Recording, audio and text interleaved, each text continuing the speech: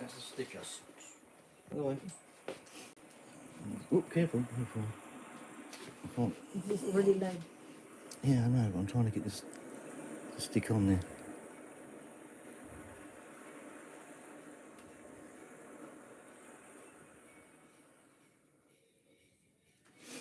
See if that's stuck on there. Don't push it too hard.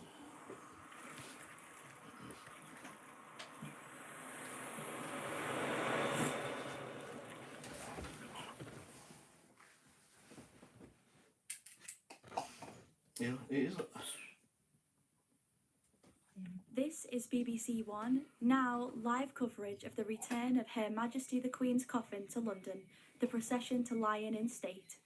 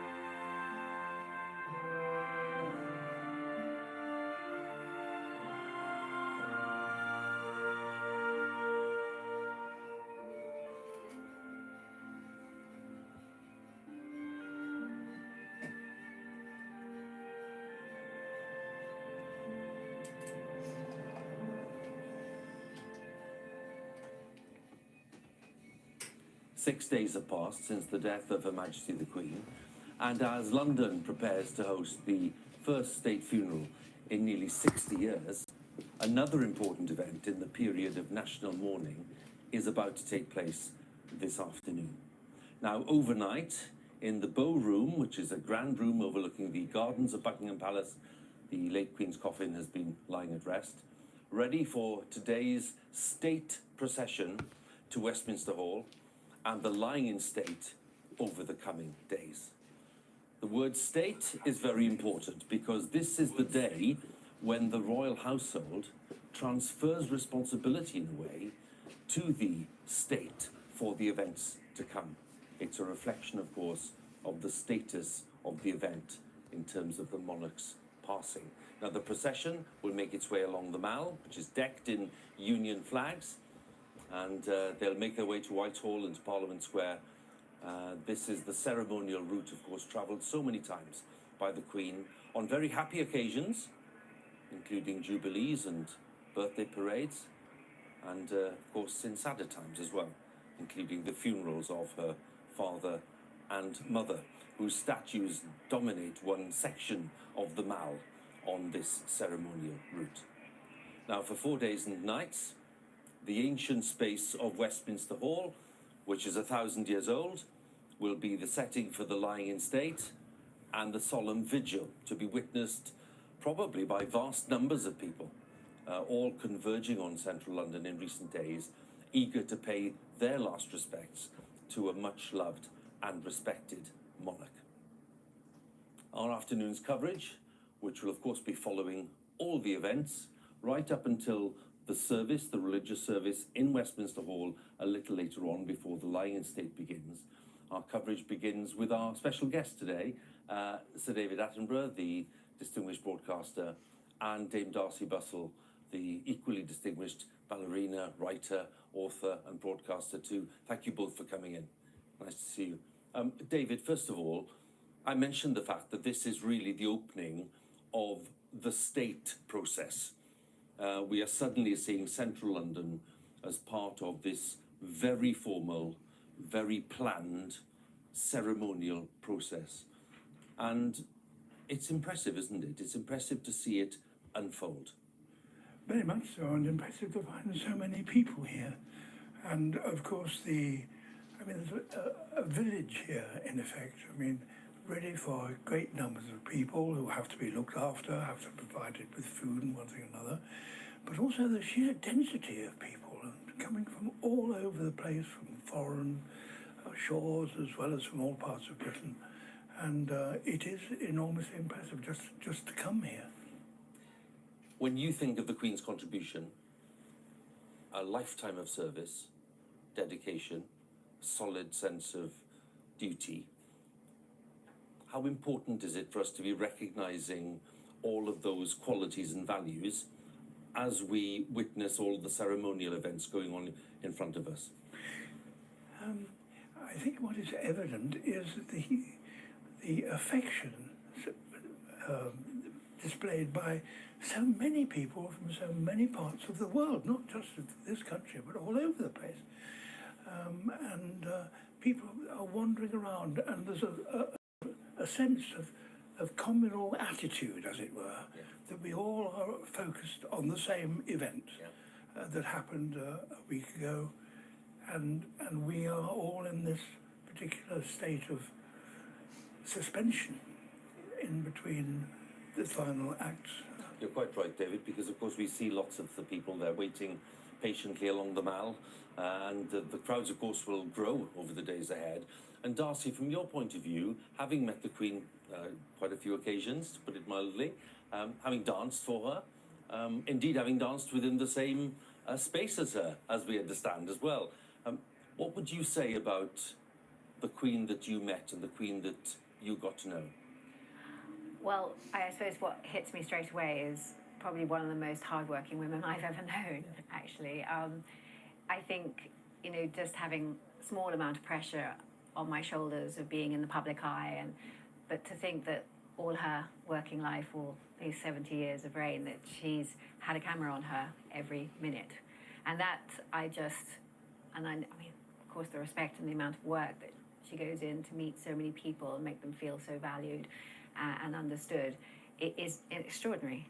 Really extraordinary. I mean, every time I've met her, she's been so personal and so real and very frank, and I really respect that she can just speak very calmly to you and not be, sorry, what is it you do again? And I was like, no, she's always totally on it, and but curious as well, which is really lovely. So. Well, I think everyone here today, and certainly those in the surrounding parks and up towards Horse Guards Parade, are aware in a gentle way of the kind of woman that she was, because of course that's a separate judgment to the kind of Queen that she was, because we're talking about two different things: the personality, which wasn't always evident, but of course the formality, which for the most part was always evident. And as we look at these scenes, Darcy, maybe you can share with us maybe just one experience of meeting the Queen, and how that came about, and what were your impressions, really, most of all?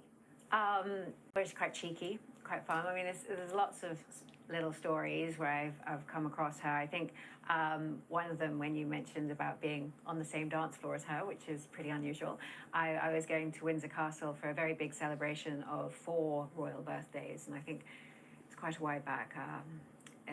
Queen's 100th, I'm going to get this right, the 70th of Princess Margaret, the 40th of Prince Andrew, and I think the 18th of Prince William. And it was an odd occasion to be invited to, and a lot of people were going to it. And I remember coming through the doors with my husband, and the Queen greeted us. And I was like, gosh, I wasn't expecting that. And she said straight away, now I think there's either some roadworks or there's been a crash on the motorway, because there's not many people here. So just so you know, it is going to fill up, that kind of like, just not what you're expecting to be greeted by the Queen. And obviously her concern that the party hadn't started fully. But then as it started, it was a nice relaxed affair.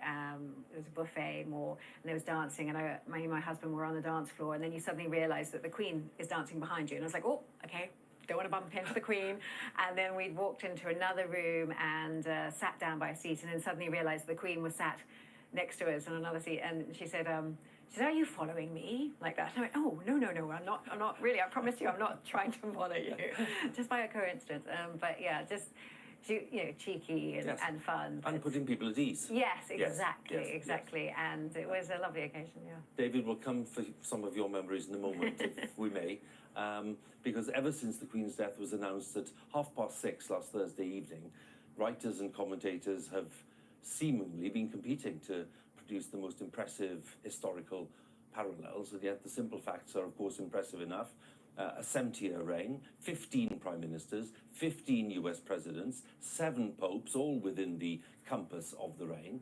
Literally hundreds of national leaders have met the Queen. There will be millions of members of the public at home and overseas who also shared that special experience.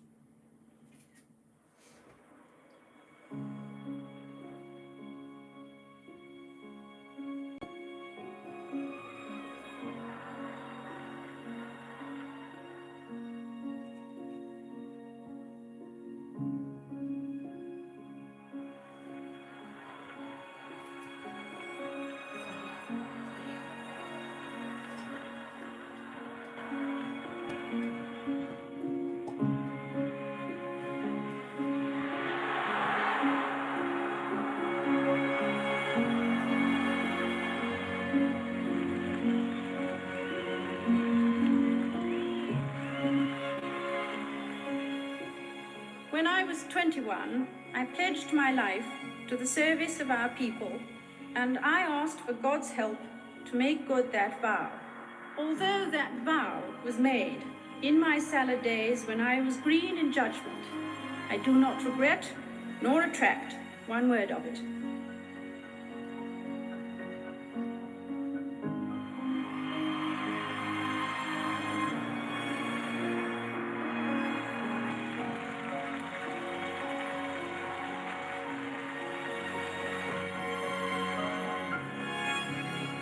Shout out.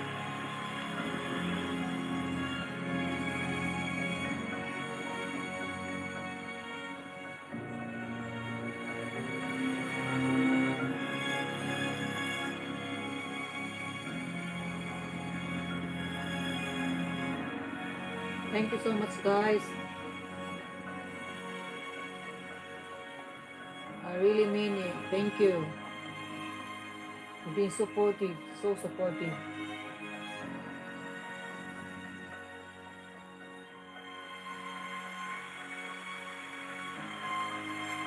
Thanks sa pagramay. This is really good video, guys. This is about the Queen. All about the Queen.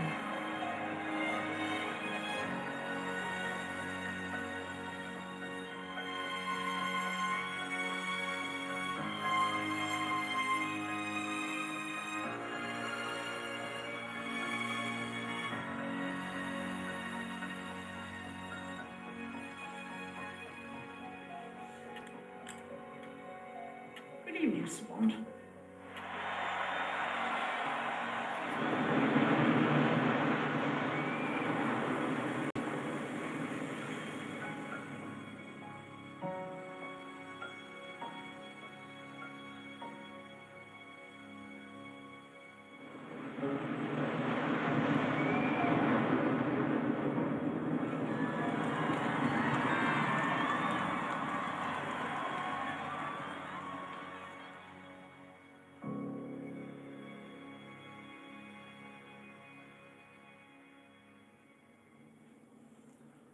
Very poignant images there, and there we have the empty balcony today as we await the start of this state procession bearing the Queen's body from Buckingham Palace to Westminster Hall. But this, of course, the scene of so many celebrations in the past, and the vast crowds here on the day of the birthday I'm so parade in proud to all of June, you guys. and that great fly past, of course, by the Royal Air Force, including the Red Arrows.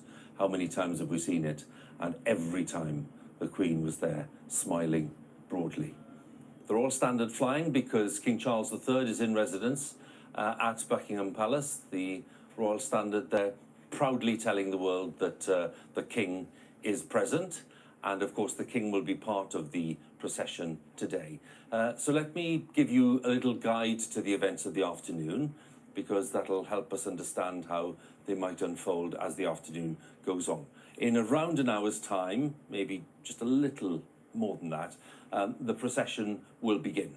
It will accompany the Queen's coffin, it'll leave Buckingham Palace, it'll make its way along the Mall, it'll be a gun carriage drawn by the riders of the King's Troop, Royal Horse Artillery, past Clarence House and St James's Palace, and then it will make its way solemnly and slowly down the approach to Horse Guards, and the scene of so many jubilant birthday parades over the years, and through Horse Guards Arch, along Whitehall, past the Cenotaph, where the Queen for decades has led the nation's remembrance, into Parliament Square, into New Palace Yard, and then into the Palace of Westminster, the most ancient part of which is Westminster Hall, which miraculously survived all of the damage of the Second World War.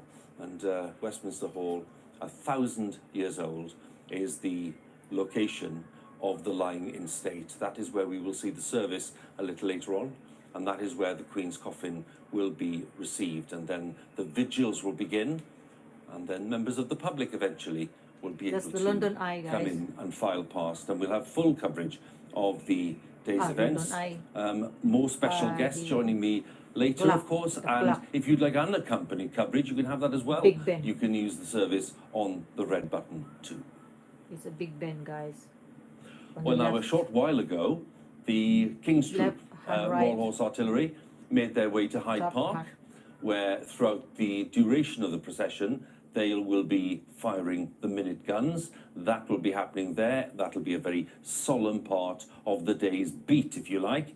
We'll also have the great bell of Big Ben sounding every minute, and we'll have some of the military bands contributing as well. Here we are at Wellington Barracks, and we have the Guards of Honour ready to step off in a short while.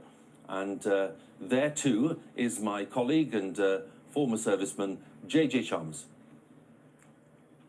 Servicemen and women of the armed forces are conducting their final checks as they begin to file out here onto the parade square at Wellington Barracks. All three services will be on parade today: the Army, the Royal Navy and the Royal Air Force. At its very heart will be the Household Division, who of course are the Queen's bodyguard. The Queen, well, she was the Colonel-in-Chief. She was our boss. Ultimately, she will now be carried on this gun carriage from her final resting in Buckingham Palace, her home, up the Mall, and she will be surrounded by armed forces personnel who feel a very personal connection to her. Just as the crowds have gathered to pay their respects, this is how the armed forces show their respect, by conducting their duty in the most difficult of circumstances, because that's what she would have done, and ultimately she led by example.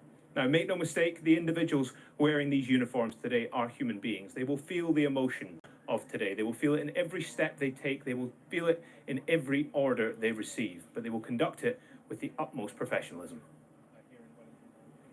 JJ, many thanks. And there they are, the dismounted detachments of the Life Guards and the Blues and Royals, the Household Cavalry, waiting as smartly and as crisply as ever for this very solemn duty that they have this afternoon. And not far away, really big numbers of crowds. They're swelling now along the Mall, and my colleague Sophie Rayworth is there too. Yes, you look at all these people here, huge crowds that have gathered right around Buckingham Palace. And if you look down here as well, you get a real sense of just how many people are out here lining the Mall. Some people have camped out here all night. They braved the rain last night and stayed out here. Others have arrived about 4 hours ago and taken up their places, front row places, so that they will be able to see the procession as it goes past. And I've been talking to lots of the people here. They've come from all over the United Kingdom, of course, but all over the world as well. There are people from Kansas City, a woman from Ukraine, a woman from Canada, somebody from Australia, and two women who flew in from the west coast of America yesterday. And when I asked them why they had come just for today, they said that it was because their father had always grown up with the Queen. He loved the Queen, and he's too ill to come himself, so he asked them to come for him. Now, once the procession has passed, a lot of people here are planning to move away from the palace and head down towards the river and go and join that queue on the other side of the River Thames so that they can take part and file past the Queen's coffin and say one final farewell. Sophie, they will be joined by so many people, I'm sure of that, and the queue for the filing Leslie, past will be, Jeannaline, well, really miles long, Leovi. potentially 4 or 5 miles long. We shall see, but we think that the interest is clearly going to be intense. And as the longest serving monarch in British history, the Queen, of course, over the course of the years, met many world leaders, and many serving and former leaders have sent messages of condolence over the past 6 days, and some are due to attend the lying in state and the state funeral on Monday. One of those who's been paying tribute is the former US President Barack Obama, who made several visits to the UK and has shared his very fond memories of the Queen. The first time that I met the Queen was visiting London. She reminded me very much of my grandmother, which surprised me, not just in appearance, but also in manner. Very gracious, but also no nonsense, wry sense of humor. She could not have been more kind or thoughtful to me and Michelle. Shortly thereafter, Michelle and Malia and Sasha, my 2 daughters, had occasion to go back to England. Buckingham Palace reached out, and Her Majesty had invited Michelle and the 2 girls to tea. She had then offered the girls to drive in her golden carriage around the grounds of Buckingham Palace. It was the sort of generosity and consideration that left a mark in my daughters' lives that's still there. The Queen was an excellent listener. She had a genuine curiosity, although she was impatient to get to the point. This is in 2011, and we'd been invited to a state dinner at Buckingham Palace. State dinners at Buckingham Palace, a little different than state dinners everywhere else. The Queen was dressed up quite a bit for this state dinner, and it was a little bit concerning for Michelle because as a gift to Her Majesty, Michelle had selected a small, modest brooch of nominal value. We reciprocated the following evening with a dinner that we hosted at the American Embassy. But the one thing we immediately notice is that she's wearing the brooch that Michelle had given. And it was an example of the subtle thoughtfulness that she consistently displayed, not just to us, but to everybody who she interacted with. She was very mindful of guests at Buckingham Palace not overstaying their welcome. She was looking at her watch and at some point said, well, okay, it's time to go. And the same was true as a guest. She wasn't interested in overstaying her welcome. She looked at her watch at a certain point and said, all right, I think we need to wrap this up. The combination of a sense of duty and a clear understanding of her role as a symbol for a nation and as the carrier of a certain set of values, combined with a very human quality of kindness and consideration. I think that's what made her so beloved, not just in Great Britain, but around the world. Some lovely recollections there from the former US President Barack Obama, and a bit of a sense of mischief coming out in lots of these tributes. The Queen was someone who, yes, of course, had a real sense of presence and formality, but, you know, behind the scenes, liked a bit of a giggle about some things and liked to tease people as well. Let's go back to Sir David and Dame Darcy. Of course, in your long career, David. You've Rosalie been, Liardi. a broadcaster on screen, but you've also been somebody who's been running things behind the scenes. And one of the Yes. things, of course, the BBC was involved with for decades was the Christmas broadcast. Janet. How did that work out in terms of Janet. dealing with the palace and the Queen? Well, the first time I did it for, I think, 8, 9 years. And the first time I did it, I was very I'm thinking of you apprehensive. guys. And particularly when I discovered Thank that you, guys. there was going to be a planning Leslie. meeting at which the Queen herself wanted to take part. And Rosalie. his private secretary, a marvellous, down-to-earth Australian called Bill Heseltine, Sir William Heseltine, was also there. And so we had a meeting with the Queen to discuss this.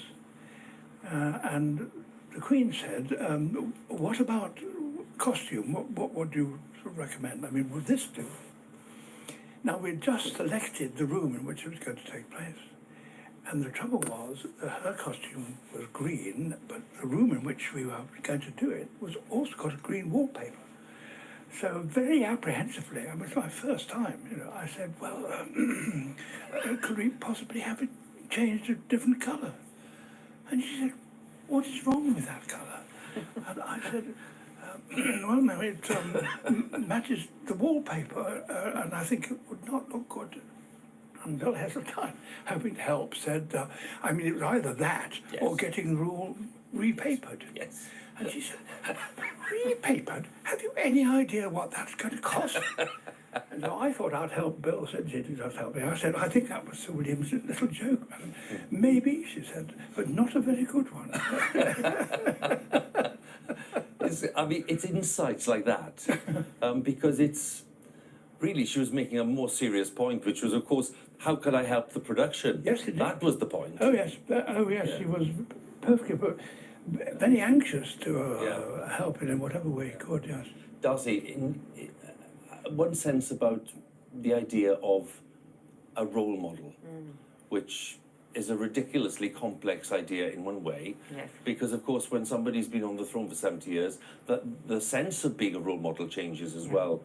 But as a woman, the most prominent woman in the world probably, who since the early 50s, a very different world, Leslie. was someone who carried a responsibility. What is your sense of her contribution as a role model?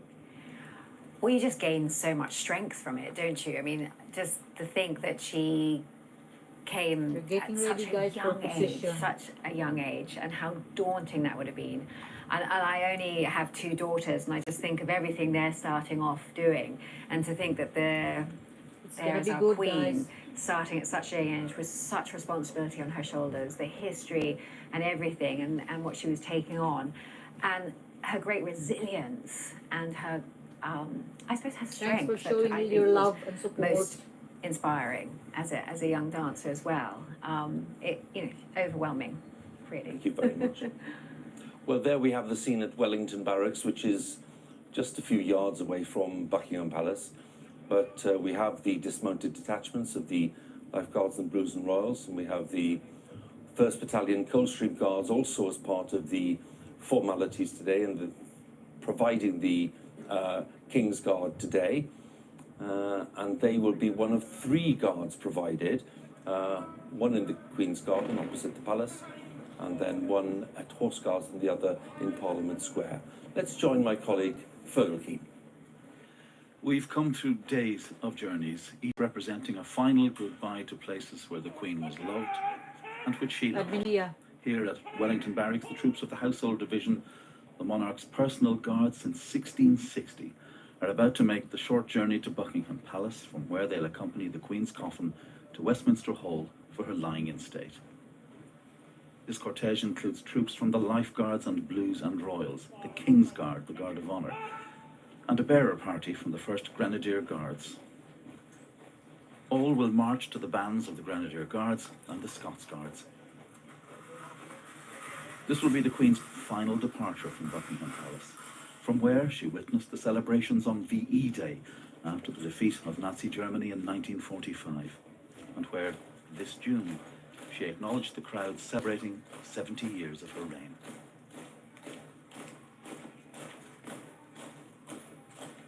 This is a really special We're seeing video, the marching guys, detachments live of the for Life me. Guards and Blues and Royals. marching now through the gates of Wellington Barracks.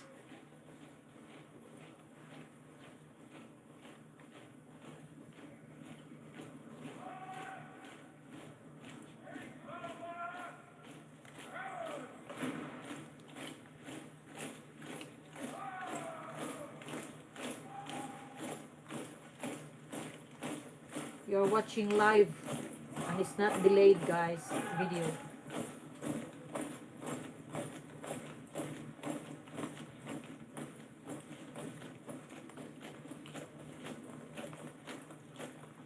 The household cavalry are marching. They're on foot, not for symbolic reasons, but purely aesthetic, so that they don't in any sense distract from or overshadow the gun carriage.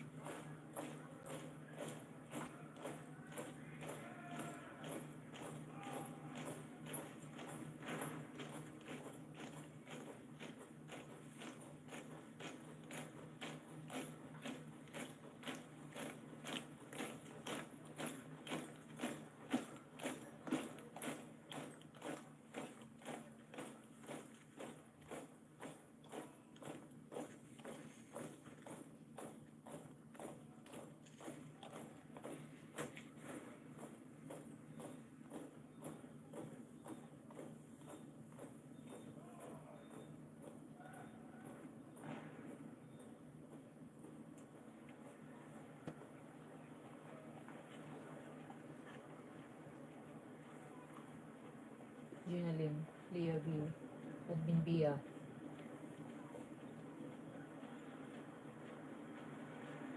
The Queen personally gave the household cavalry dispensation to march in boots rather than their stiff jack boots that they use for riding, which can be challenging to walk in.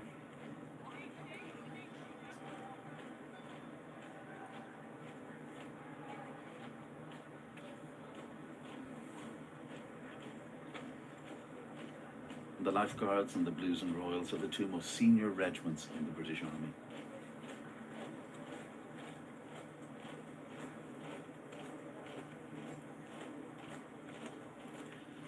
And now the bearer party, formed by the Queen's Company 1st Battalion Grenadier Guards, departs Wellington Barracks.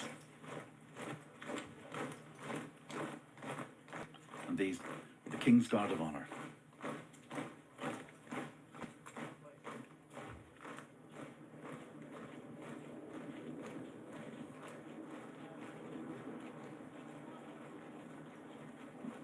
Janet.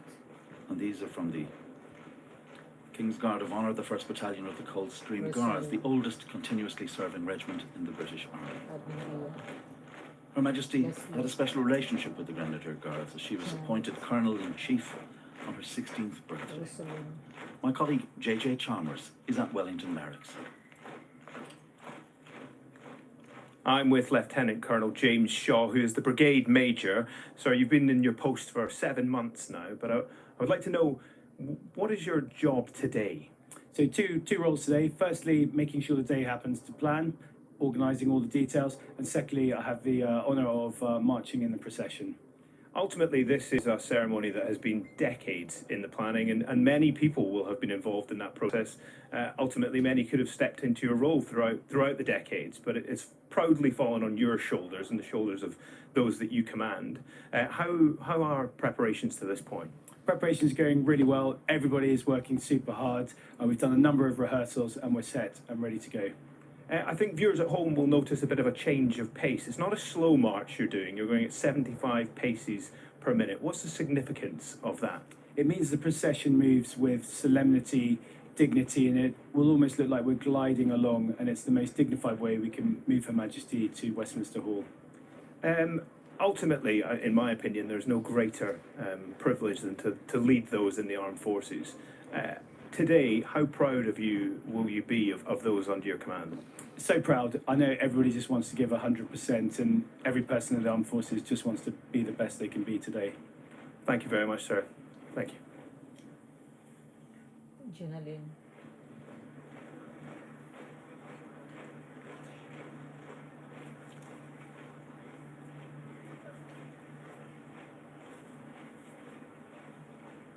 So we have the 1st Battalion, Coldstream Guards, making their way across, and what a wonderful sight it is. their tunics, really bright scarlet in this sunshine, this day in mid-September. And of course, they are deeply proud of bearing their colour. It's the sovereign standard.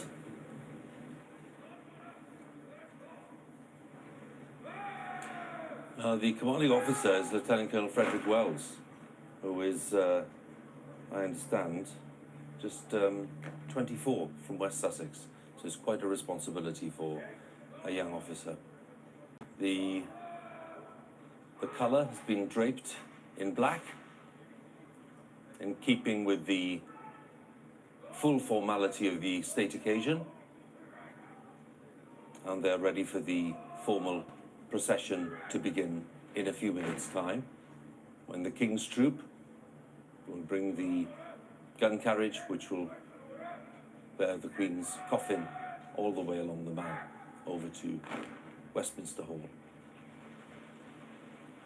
We're joined here in the studio, but we'll still keep admiring these images. We're joined by William Shawcross, the distinguished author and biographer of the Queen Mother, someone who's delved very deeply into the Royal Archives and who knows the history of the royal family as well as anyone. And Sir David is still with me. William, thank you for joining us. It's an honour.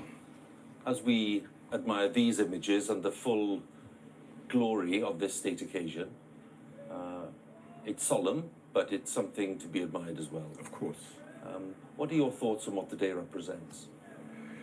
The whole week represents the love that the Queen created in her own people.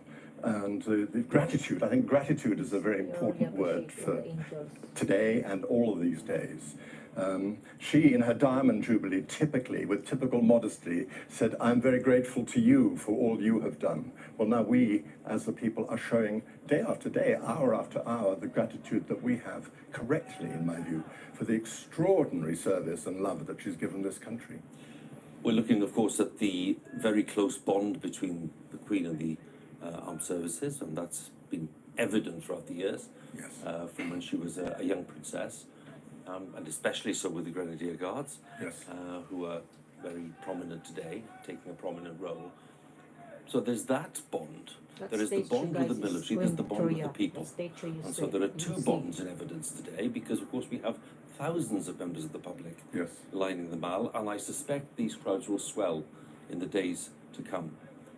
How is it, do you think, possible for people to properly reflect and to assess the contribution the Queen made in 70 years of rule? Because that's a huge thing to take on, as you would know, someone who's had to condense lots of things into elegantly written books on these subjects. But how do you condense the contribution? I think we feel it all around us. This is a remarkable country, it's a successful country. Churchill said of her right at the beginning of her reign, "You are the splendid champion of our wise and kind, the gleaming champion of our wise and kindly way of life." And that was a wonderful expression. And it was a wise and kindly way of life. And to the extent that that has continued, and it has, I think she, with her wise and kindly service, and her Christian service, which is a crucial part of the way which she saw her life and the way she should represent herself and serve the country. As Sir David will know, many of her Christmas broadcasts deal very personally about her love of God and love of Christ. In the Millennium broadcast in the year 2000, she said the birth of Jesus is the real millennium. And she said, Christianity shows itself in this country in the good done quietly by millions of men and women, day in and day out through the centuries.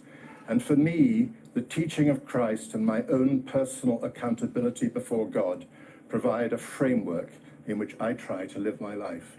And she always did have that framework. She learned to pray as a child by her bed with her mother, who always prayed by her bed throughout her life. And Christianity was absolutely crucial to her. When the Queen asked you to write a biography of her mother, the Queen Mother, how did that, well, I nearly said negotiation, how did that discussion go?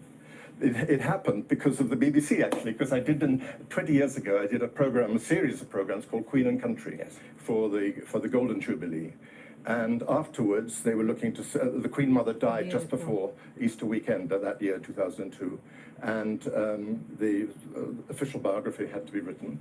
And I spoke to people I knew at the palace saying, having done this series, I would love my name to be considered.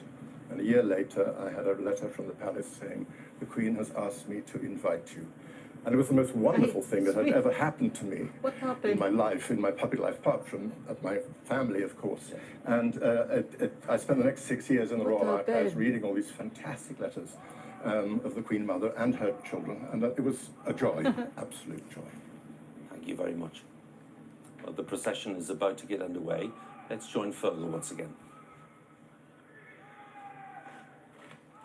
Yeah, Wellington Barracks now, and the Grenadier Guards moving out towards Buckingham Palace. And now the gun carriage on which will be borne the coffin of Her Majesty the Queen. The George gun was used for the funeral ceremonies of Her Majesty's father, George VI, in 1952, and her mother, Queen Elizabeth, the Queen Mother, 50 years later, in 2002. Shout out.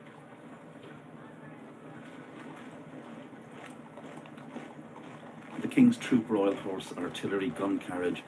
They have 6 World War I era 13-pounder guns that were built between 1913 and 1918. The George gun is the only one that is a complete original.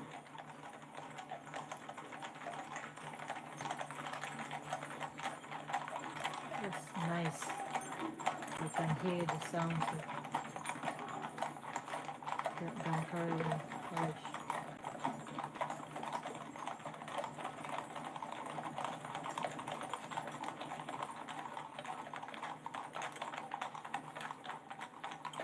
Steps of the horses.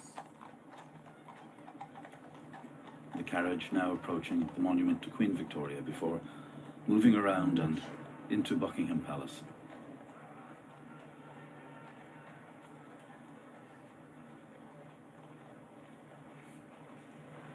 Now we have the bands of the Grenadier Guards and the Scots Guards. They're led by Tony Williams, the Director of Music and Officer commanding the Scots Guards Band.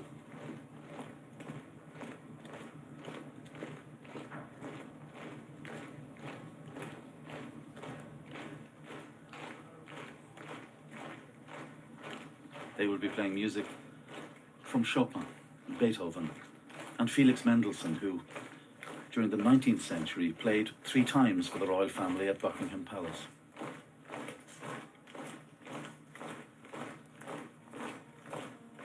Wow, you can clearly hear steps. Senior Drum Major is Sergeant Neil Brocklehurst, who's a percussionist from the band of the Scots Guards. He will be the time beater.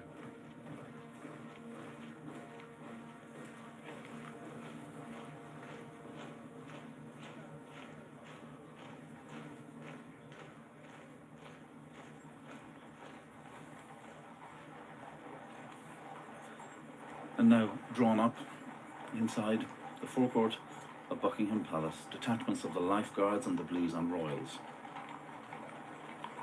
And the King's Guard, the Guard of Honour, is already in position in front of Buckingham Palace Gate.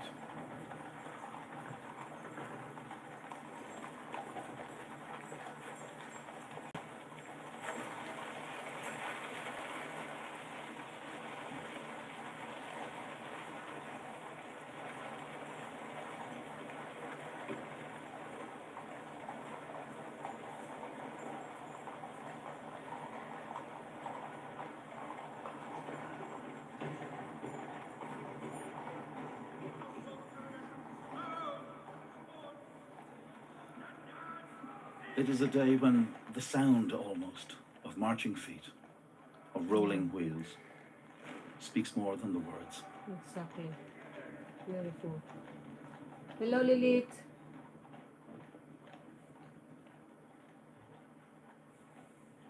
This is important live video for me. And the crowds here, as I discovered walking through them earlier, people gathered together, a very diverse group, thousands of people, with that sense of being part of something larger than themselves, one of these very rare moments in the life of a nation where there is this sense of a national binding together, in grief, of course, but also in gratitude.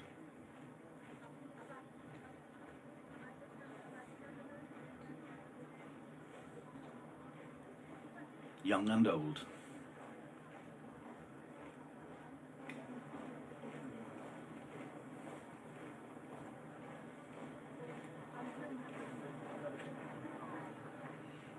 And now the bands of the Grenadier Guards and the Scots Guards approaching Buckingham Palace. Thanks, Elite, and everybody. Leo B, Rosalind, Adin Bia, Erwin, thank you so much.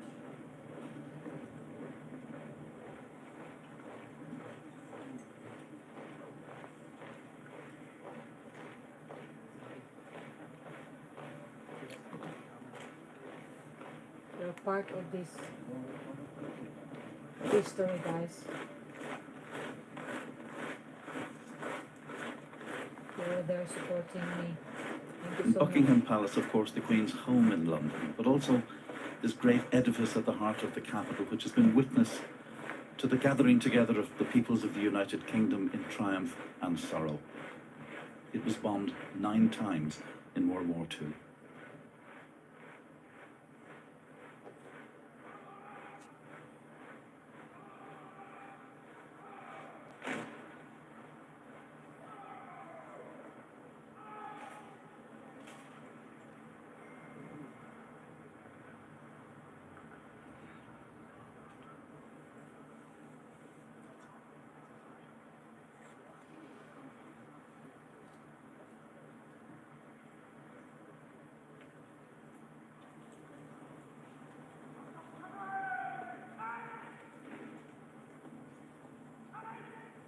Thanks for your presence. So we have the procession, which is beginning to form up, and we caught a glimpse there of some of the senior military figures also arriving at the palace, including the Major General commanding the Household Division London District, Major General Christopher Geeker, who was speaking to us yesterday about all the plans that they've been making over many years for today's events, and indeed for the events leading up to the funeral itself. And of course, he will be accompanied by other senior colleagues who've had specific roles in preparing for today. And the procession will get underway in a few minutes' time. Sir David Attenborough, William Shawcross are still with me. Sir David, when people watch this afternoon and they realise that this is the Queen's final departure from Buckingham Palace, making the way to Westminster Hall before the funeral, and then, of course, the final committal at Windsor. Will the enormity of what's happening take a while to settle in? Do you think people are taking a while to actually realise what's happened over the course of the past week?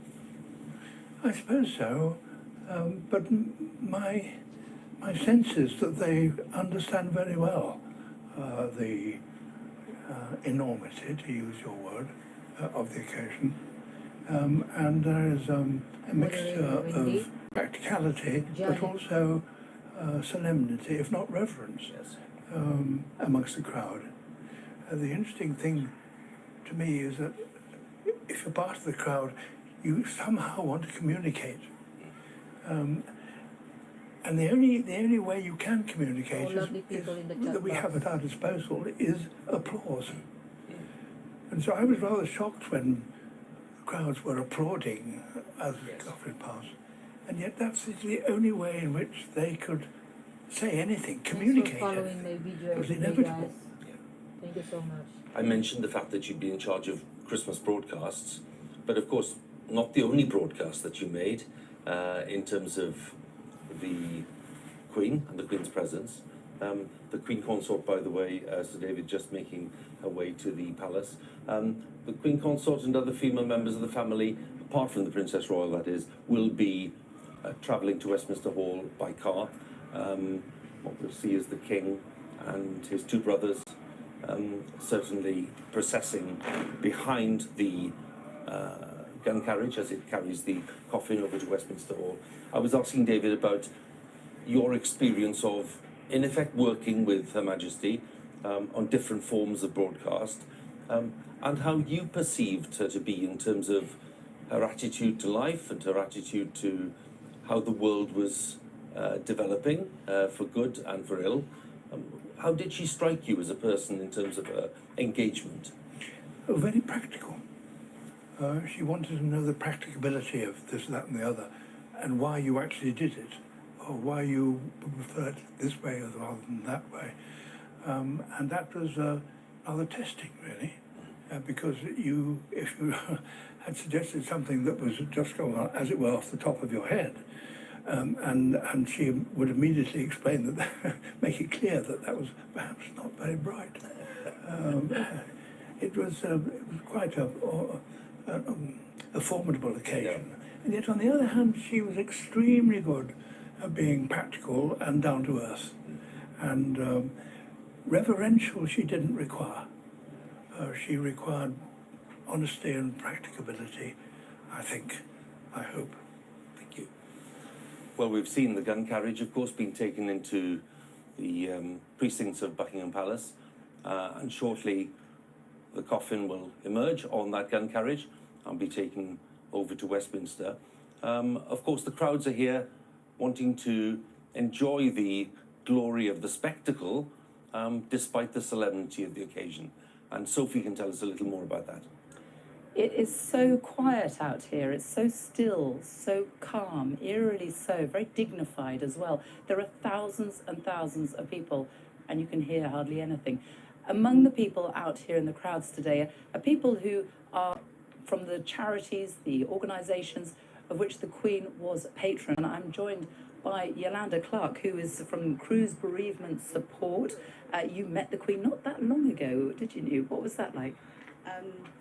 Hello, thank you, Sophie. So I met the Queen at the Cruise Bereavement Support's 60th anniversary at St James's Palace, and we had a lovely reception to say thank you to so many of our 4,000 volunteers who support the charity.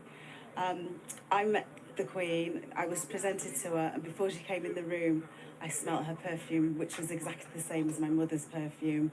So it threw me off and made me nervous. And when I met her, I called her Your Madge by accident.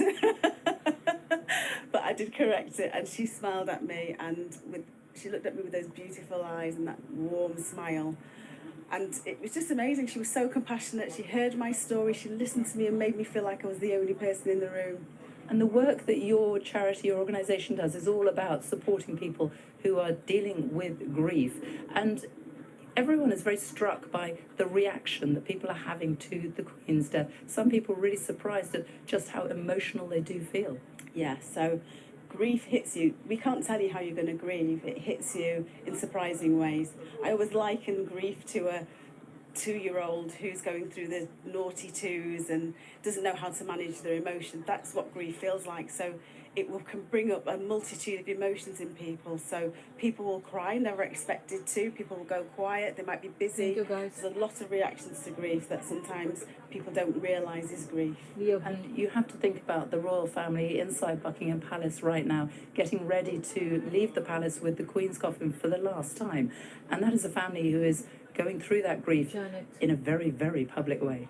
Yes, I mean, most of us get to mourn in private, so, you know, if we want to be under the duvet with the covers over our heads, we can do that. But the royal family have to take into account the nation in England and Wales and Northern Ireland, so they can't grieve the way they want to, and they're doing it in such a dignified way. So at this moment, they really need a lot of love, compassion and understanding. And the grief might even hit them later on, because at the moment they're so busy. The King's going through transition. Even within the royal family, there's different titles. There's movements in residencies. So I don't think that the grief has hit them yet. So I'm very struck by the atmosphere here. I can hear little birds cheeping above us here. There are tens and thousands of people, and it's so still, isn't it? Yeah, it is still, but that just shows, that's a reflection of the respect that people have for Her Majesty the Queen. And the Queen herself was dignified and quiet. So it's fitting that the people that have come are showing her that respect in that way. Yolanda Clark, thank you so much. Thank you. Themes that we are very familiar with, themes of interest and engagement and dedication to good causes. We'll be talking to more people, of course, who are lining the Mall in a short while, ahead of the carriage procession itself, which is due to begin within half an hour, because there are lots of preparations to be made now inside the palace, ready for the formality of the procession itself to Westminster. Here in the studio, I'm pleased to say, 2 new guests have joined, 2 new distinguished guests. Sally Osman, who used to be Director of Communications at Buckingham Palace and knows the family and the system very well. And another who knows the Queen and who knew the Queen and who knows the family well is Sir Ken Olisa, the businessman and philanthropist. And it's good to see you both. Thank you very much. Thank you. Sally, first of all, you have a very special vantage point today because you know what goes on in terms of the family's response to big events. Now, this event is clearly bigger than any that we've dealt with in the past, even bigger than the Queen Mother's funeral, and that was a very big event. I'm just wondering, what is your sense of how they're responding to it, given what we've seen over recent days? I would say they're responding in the very immaculately professional way that you would expect of everybody who's involved in all of this, including the BBC and other broadcasters, might I say. You know, we've walked through these plans a lot over the years, but I think everybody's responding well. It's quite emotional for me sitting here because right behind us is my office, the office where Royal Communications are communicating with the world. So they are responding as you would expect, and to the highest level that the Queen would have expected as well. So Ken, what is your sense today of what the Queen contributed and what she was able to do, not least in the field of charities, where she was the patron of so many charities and president of others, and was able to lend her authority to so many good causes? That's something we should reflect today. Well, I think one of the great things about this country is the charity sector. I speak with some prejudice, being chairman of a couple of charities, but we depend so much, and we saw that through the pandemic. Charities just rose up and solved the problems of communities. And the Queen knew that, and she knew that by amplifying their work, by recognising it, by sprinkling a little bit of pixie dust amongst them, they would be encouraged and enthused, and of course rewarded. The Queen's Award for Voluntary Service, you know, is the equivalent of a national honour. So it was clearly very, very important. It wasn't just wallpaper and patronage. It was very much involved.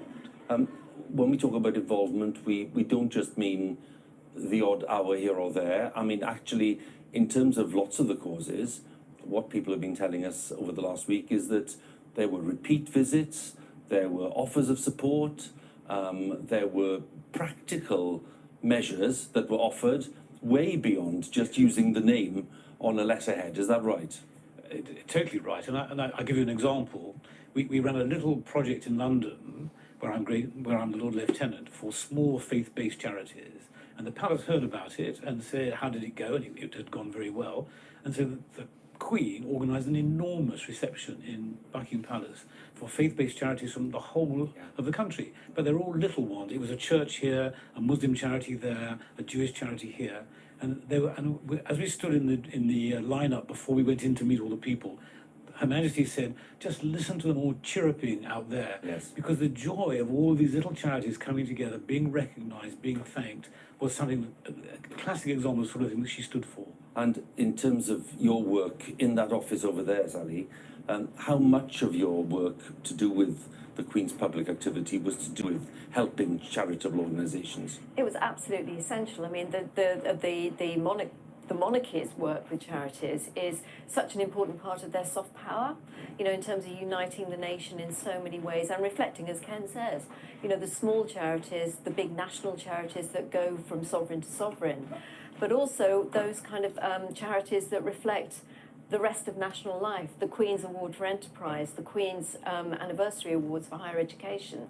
They're all absolutely critical in terms of the monarch's work, and in terms of the royal family, every generation does it slightly differently as well. It stretches back generations. And it's worth saying that if you've been involved in one of these exercises as a small charity, the opportunity to meet a member of the royal family, it's life-changing. It's something you'll remember forever, and you'll tell people about, and it reinforces the DNA of the nation. Let's pause for a second, if we can, because we have the Tri-Service Guard of Honour forming up in Wellington Barracks, and here we have the band of the Corps of Royal Marines, who are preparing to play, and the Royal Salute is about to be played.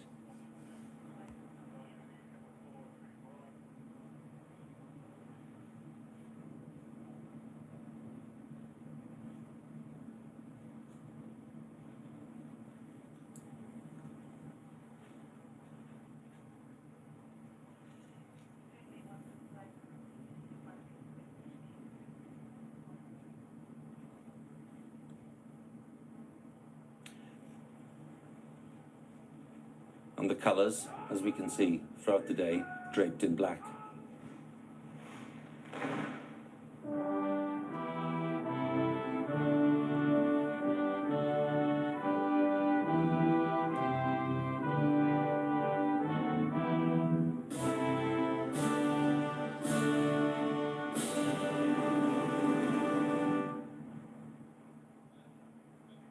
The band of the Corps of the Royal Marines, and this is part of the Tri-Service Guard of Honour that will form up in Parliament Square.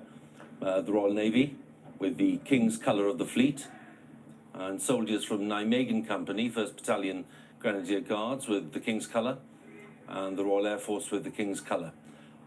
So the Tri-Service Guard of Honour, and they'll be marching off fairly soon to take up their positions on the eastern side of Parliament Square, ready for the procession when it arrives from Whitehall and makes its way to Westminster Hall.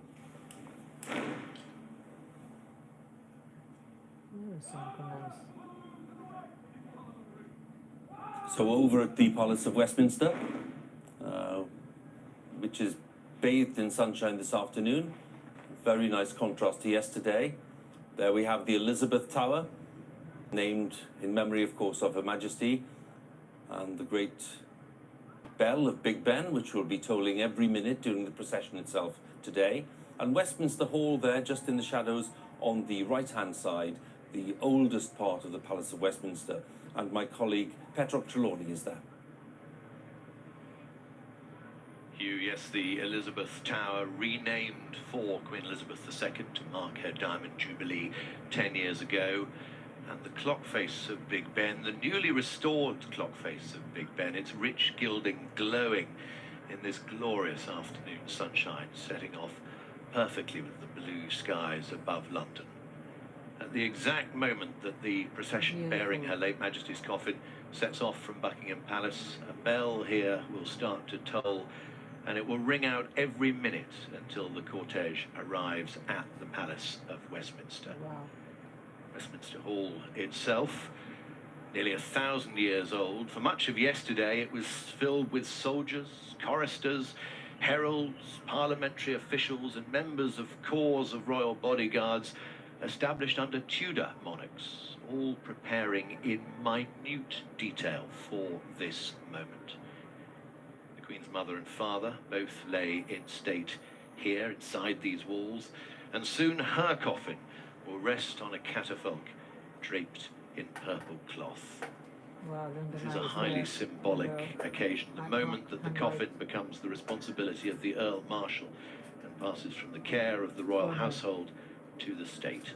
After the procession arrives here, there'll be a short service led by the Archbishop of Canterbury and sung by the choirs of the Chapel Royal and Westminster Abbey. Then the first vigil will be mounted by the household cavalry, the gentlemen at arms, and the yeomen of the guard.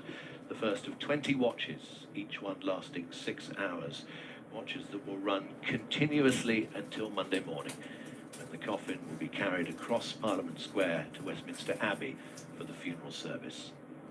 And this afternoon, once the royal party has left, well, the hall will close briefly and will then reopen its doors again, allowing the public the chance to file past the coffin and pay their final respects.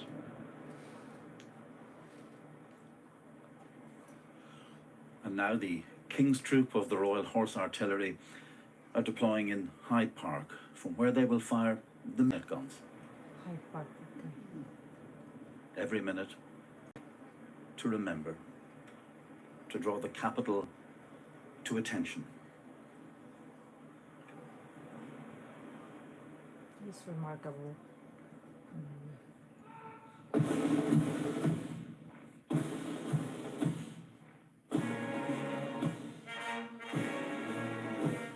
And here at Wellington Barracks, soldiers, sailors and airmen, the Tri-Service Guard of Honour, now depart for Parliament Square.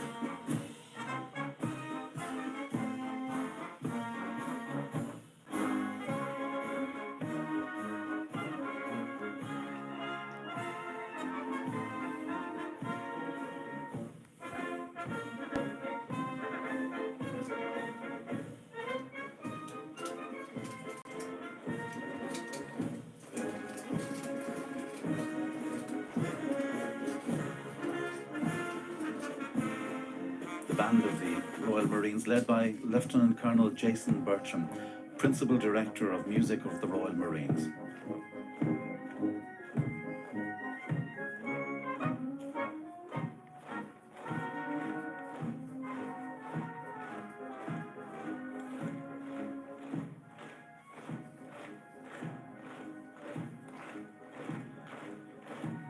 And these soldiers, sailors and airmen will not be part of the formal funeral cortege because they are going ahead to Parliament Square and they will be ready in position to receive the cortege when it arrives.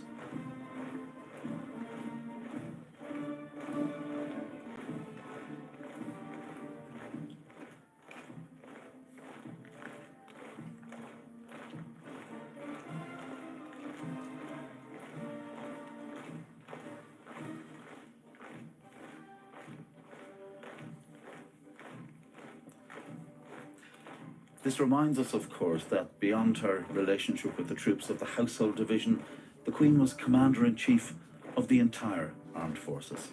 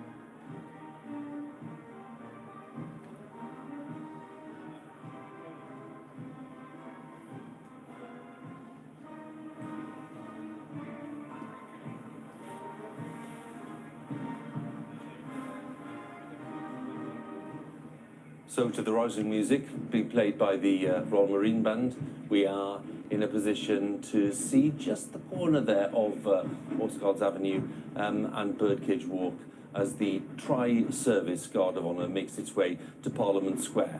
They will be providing the King's Guard in Parliament Square, ready for the procession when it arrives at the Palace of Westminster. And as we look at these images, and as we see all the expectant faces in the crowds, all along the Mall, and the crowd swelling with every minute. My guests are still with me, Sir Ken Elisa and Sally Osman.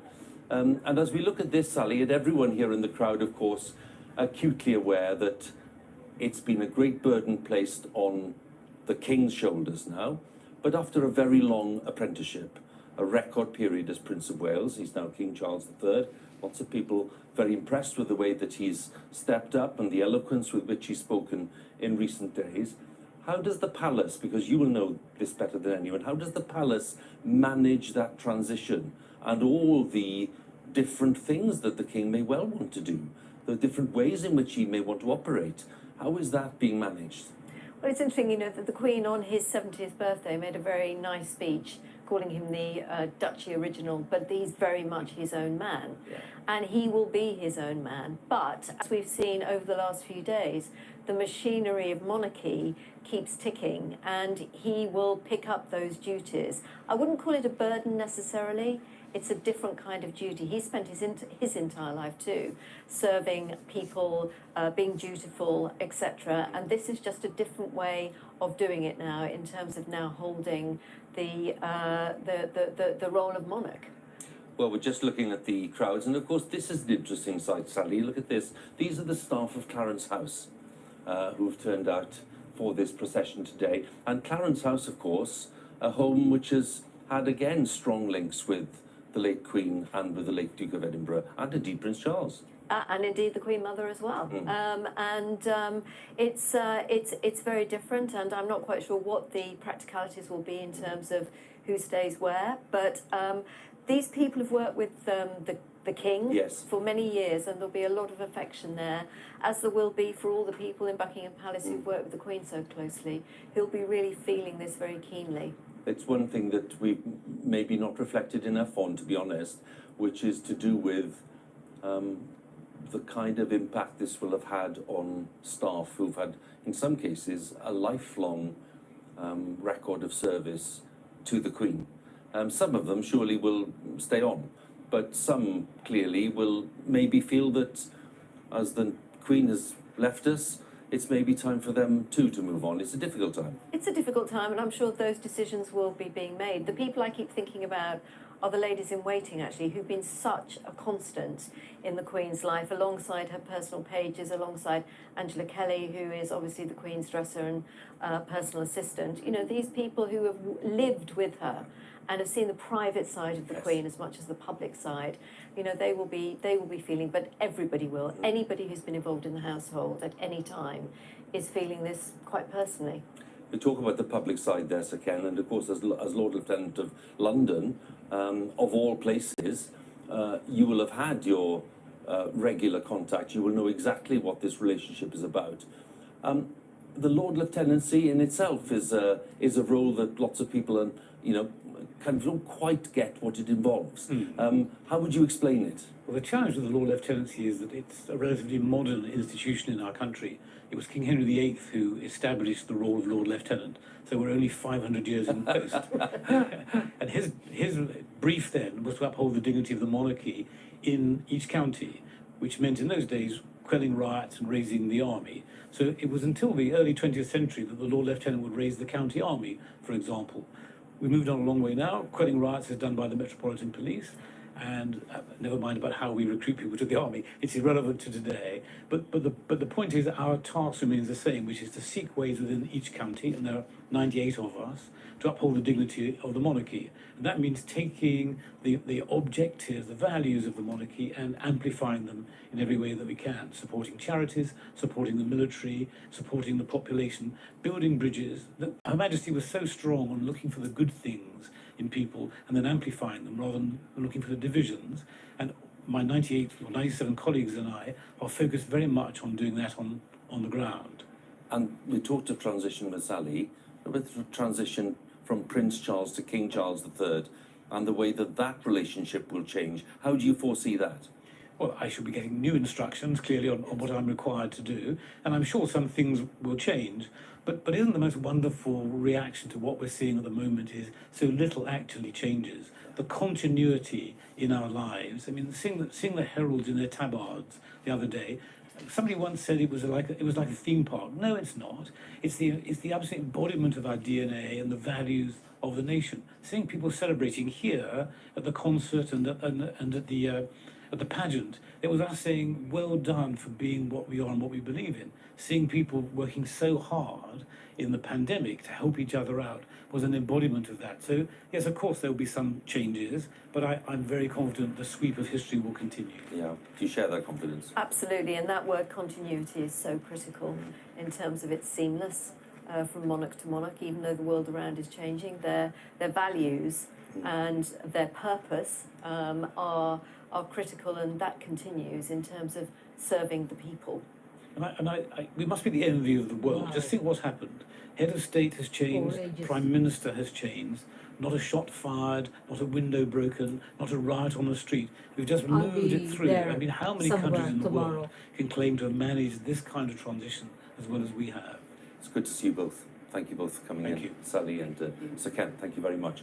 Well, over the past 6 days, as we mentioned, the King has been offering his own tributes, very moving tributes to his late mother, talking of her dedication, her devotion as sovereign, which never wavered, he said, through times of change and progress, through times of joy and celebration, times of sadness and loss. Those were the King's words, and all the tributes we've had, underlying all of them, even the most formal, there you have the sense of a devoted son, in Charles's case, paying tribute to his mother.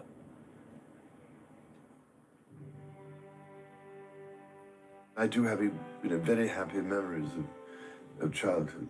We had such incredibly jolly games, Here, I remember Clarence House. So we used to live here, upstairs at the top of the house in the nursery. And I remember we used to have lots of laughs. So I could sometimes make her laugh anyway, which was always very jolly.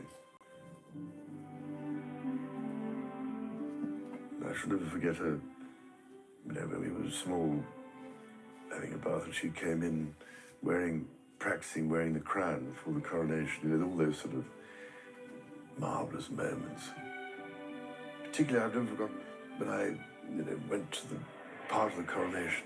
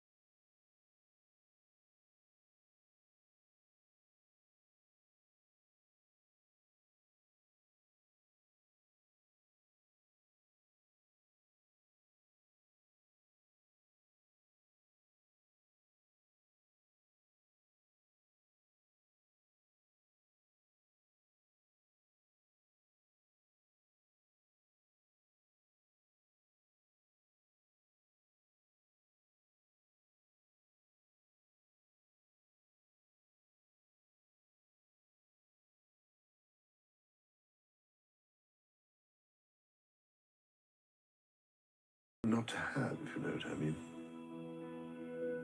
So, all those memories will, I hope, keep me going. Yes, well, I was very lucky to have her as a mother.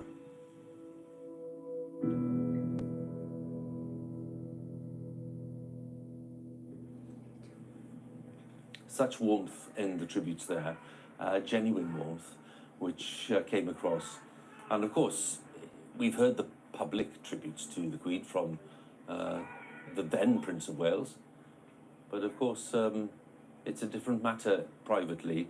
And what you got there was a sense of the Prince's affection and love for his mother, which was a lovely thing to see. Great sight in Buckingham Palace right now, because we have the grand figure of the drum major saluting and ready for the procession to get underway in a few minutes' time. And I've been joined once again in the studio by Sir David Attenborough and by Robert Hardman, the writer and author and journalist at the Daily Mail. And good to see you. And thanks for joining us, Robert and Sir David, once again. They were very warm tributes, and just the love and the affection in the new King's words when he spoke last week after the Queen's death were very apparent. What kind of king will he make, do you think, Sir David? Well, there couldn't be anybody who has thought about it more and more deeply than he. From my point of view, of course, from the point of view of relationship with the natural world and concern about the natural world, he's been in the forefront and took quite extreme lines when they were not as popular or as widespread as they are now, I mean, he was, the question of talking to the plants, at the time, it was joked about. But actually now, you realise that that came from his heart. He really meant it. And it couldn't be more important now than it's ever been.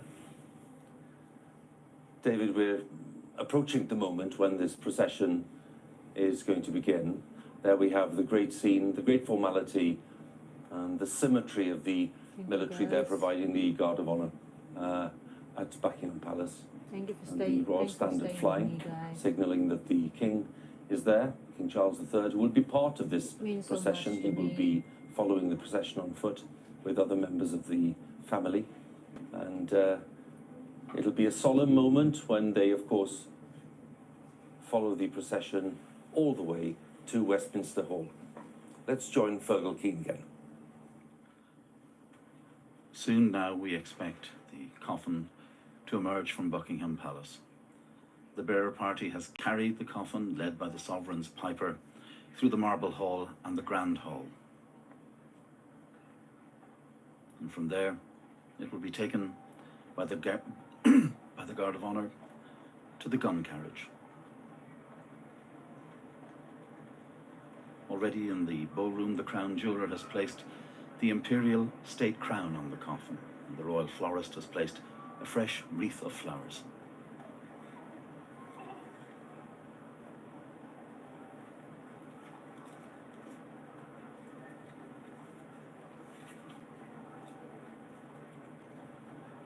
And this wreath of flowers has included a selection of foliage, including pine from the gardens of Balmoral and lavender and rosemary from the gardens at Windsor.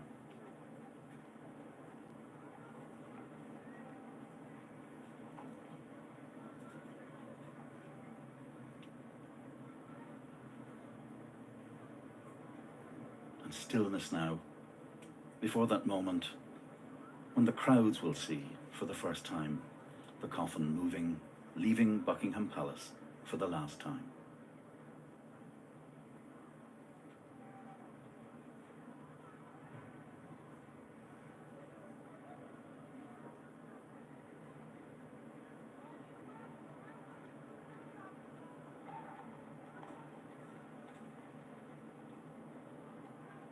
And a time to reflect on what the Queen meant to so many. I'm thinking of the voices outside Windsor Castle last Thursday, so cool. just Thank as the you. flag came to half-mast, and it Thank you dawned so on much. people that she had died. One young man, Josh Webb, a neighbour, as he put it, of hers in Windsor, told me she was Thanks, a guys, guiding for light, a paying lesson respect, your in how respect to to our behave, Queen. how to Thank be. you so much.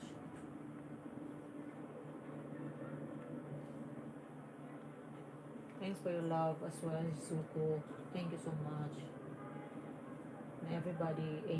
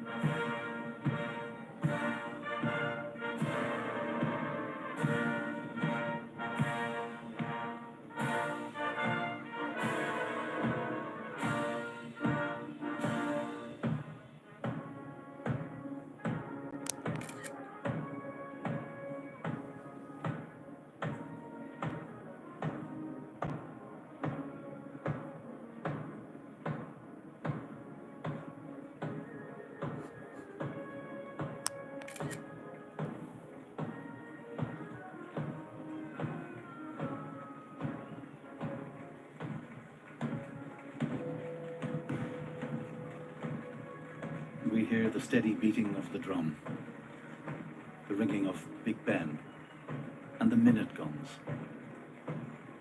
These sounds echoing across the capital.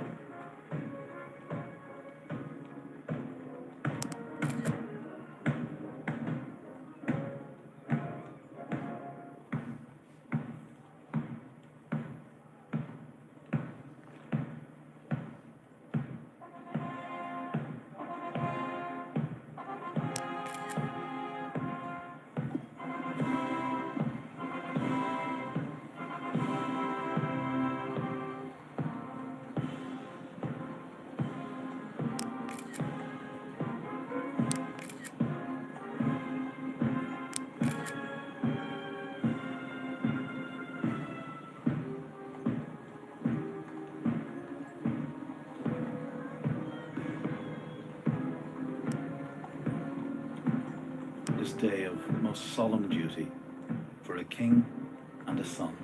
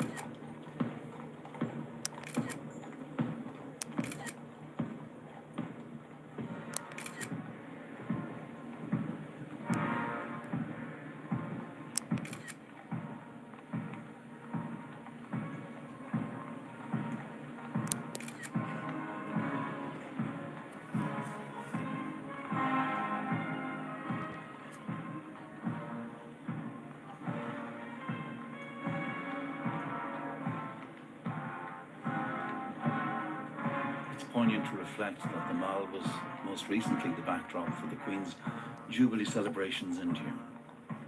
The end of those celebrations also marked the last time the Queen appeared on Buckingham Palace balcony when crowds flooded the Mall.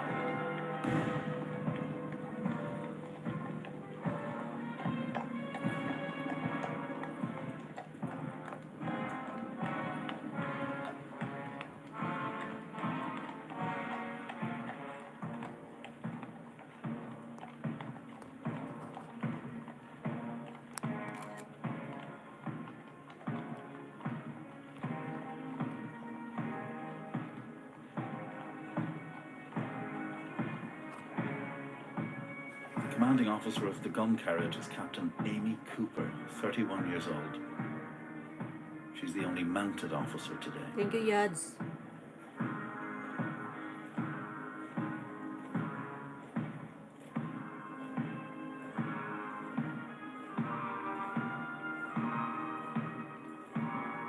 She's riding the horse Lord Firebrand. Yes, thank you.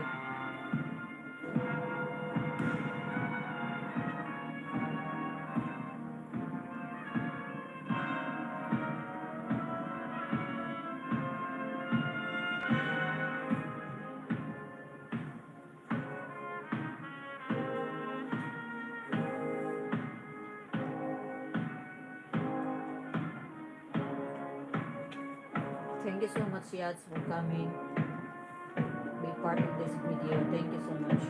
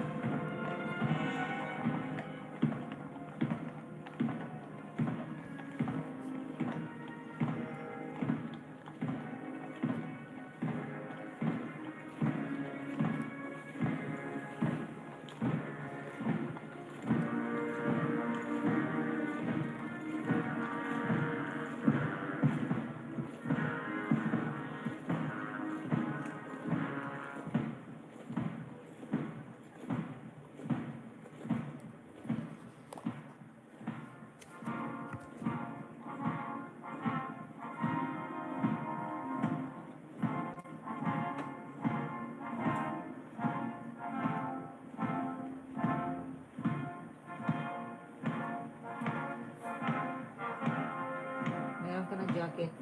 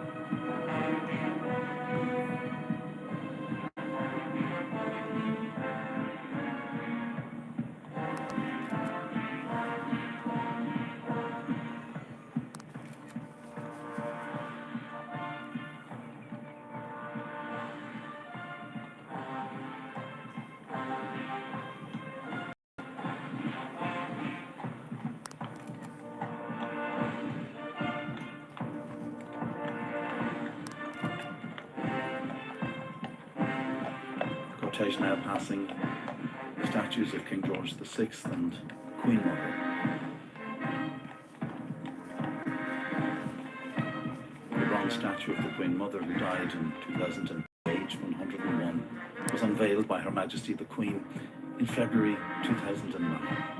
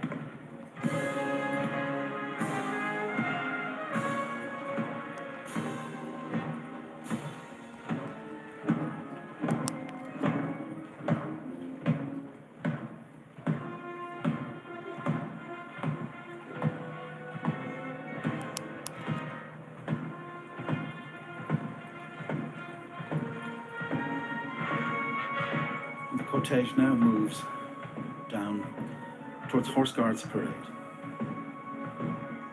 the place where the Queen celebrated her birthday with the trooping of the colour. The flags of the Commonwealth, that organisation which was so important in the life of Queen Elizabeth.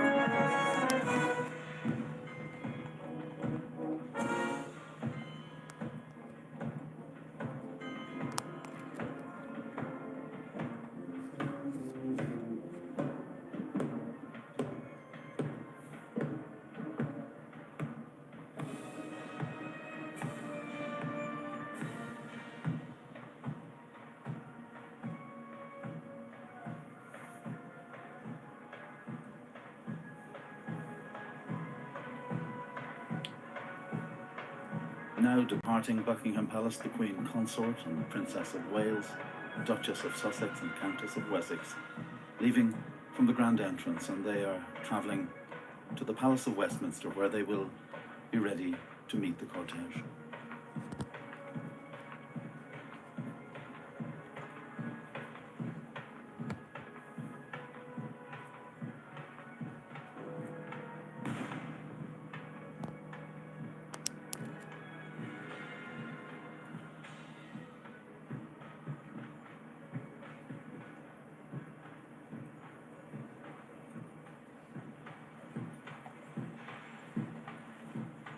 The cortege now entering Horse Guards Parade.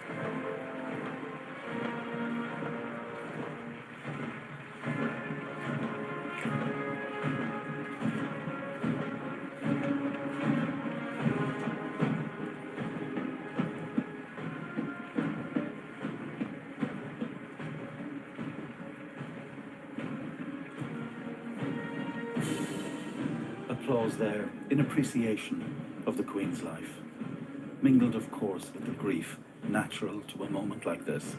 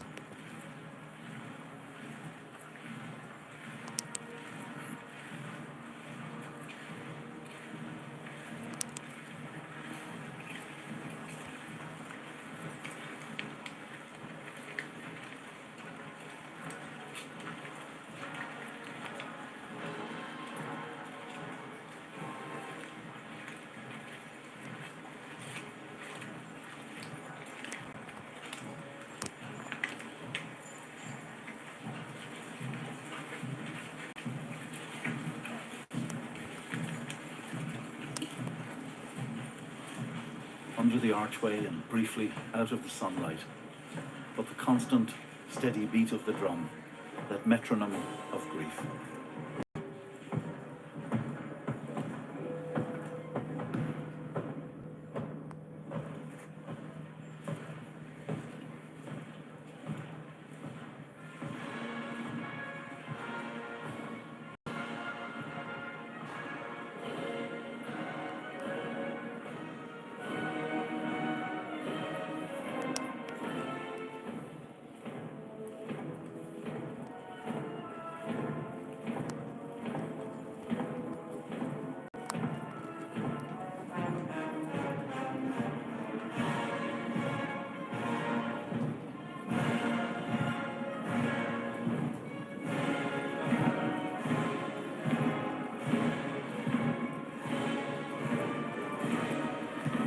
The gun carriage now emerges onto Whitehall for the last part of the journey towards Westminster.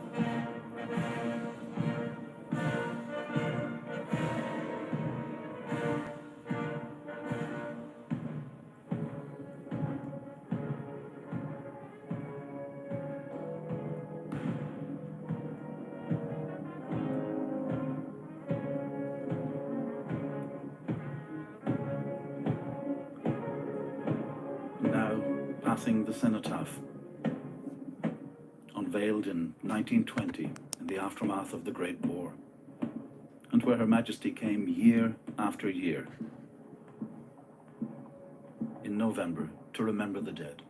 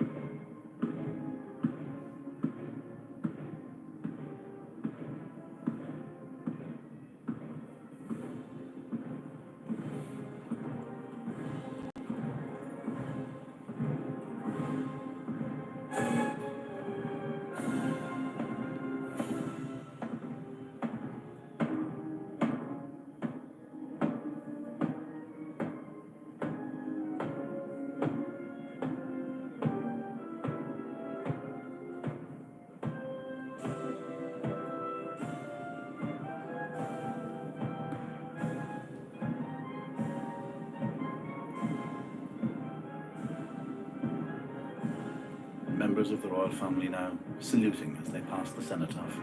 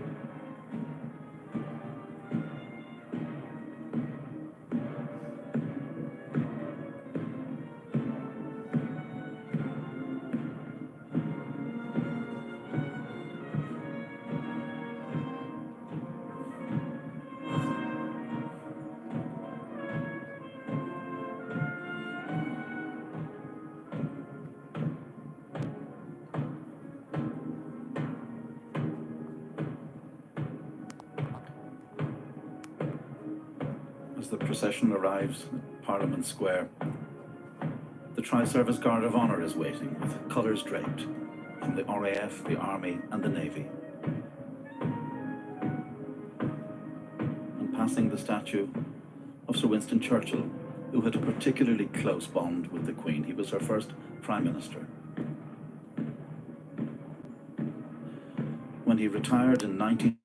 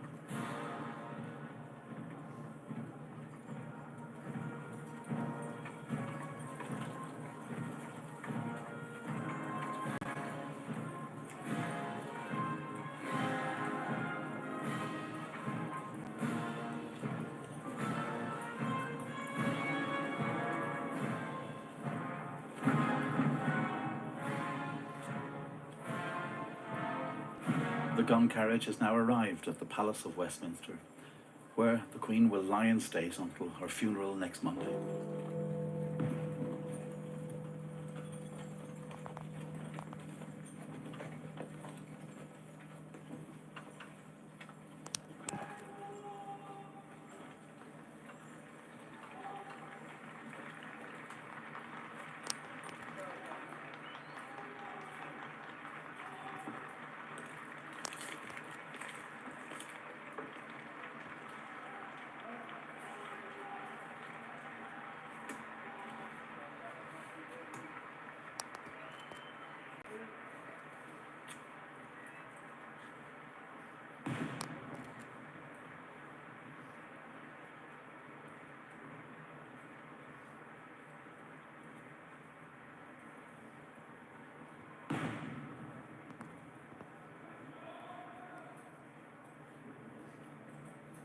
The guards removing the bearskin hats in preparation for the carrying of the coffin.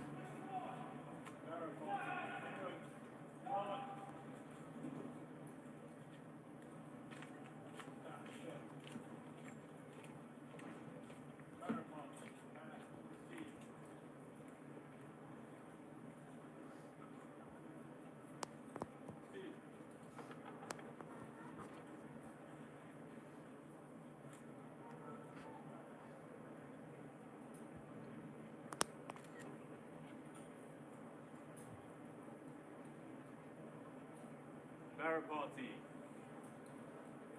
6 paces, outwards, march.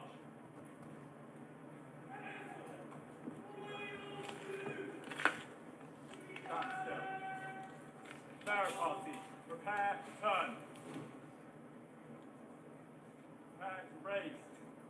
Raise. Barra party, inwards, turn. Barra party. Prepare to turn. Turn.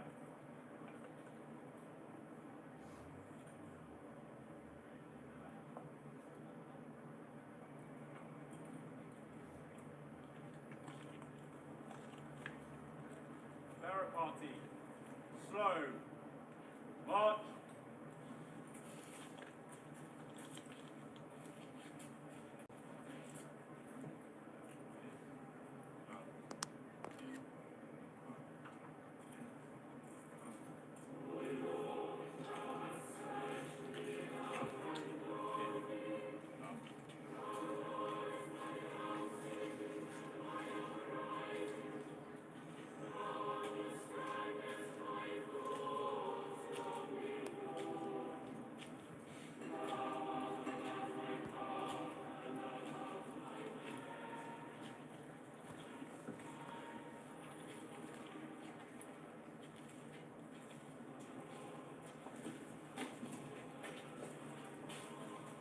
bearer party, 8 soldiers from Queen's Company of the 1st Battalion Grenadier Guards. 8 young men charged with this most public of duties. And from within Westminster Hall comes the sound of the choirs of the Chapel Royal and Westminster Abbey, singing a setting of Psalm 139. O Lord, thou hast searched me out and known me. Thou knowest my down sitting and mine uprising. Words sung 20 years ago as the coffin of Queen Elizabeth, the Queen Mother, was carried into this hall.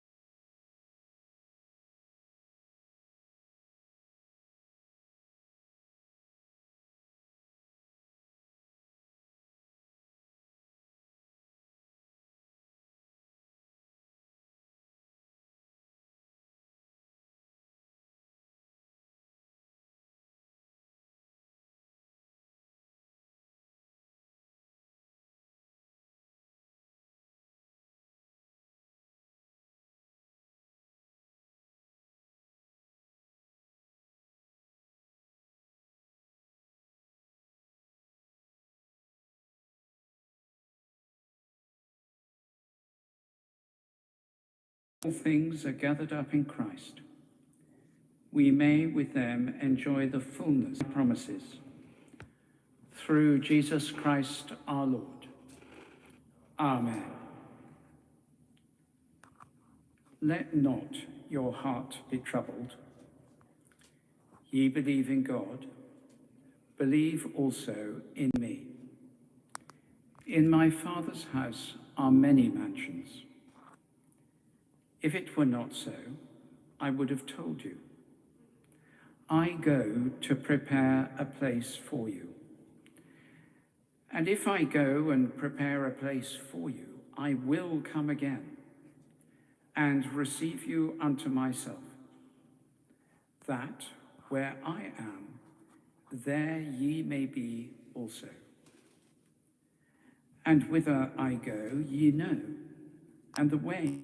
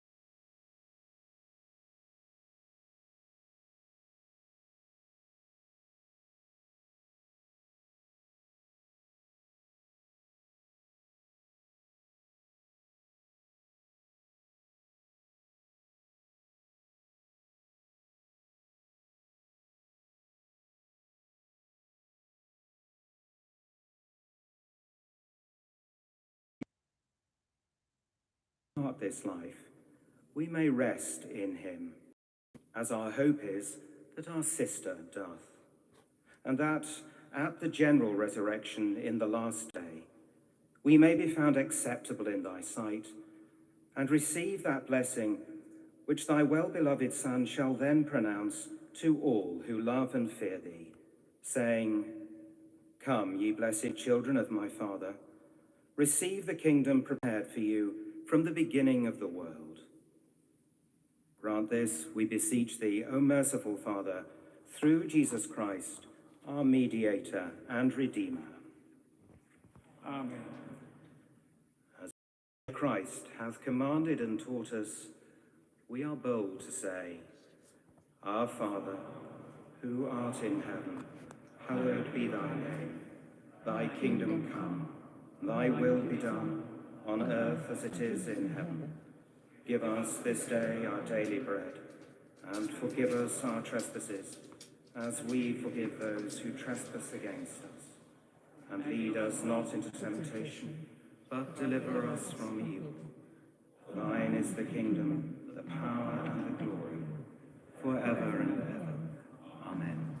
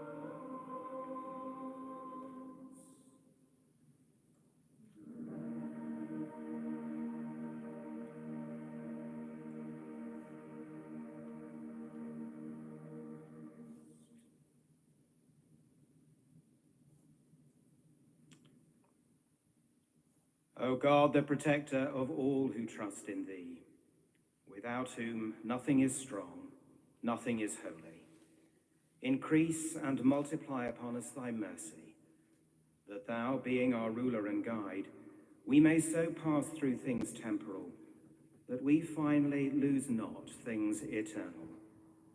Grant this, O Heavenly Father, for Jesus Christ's sake. Amen.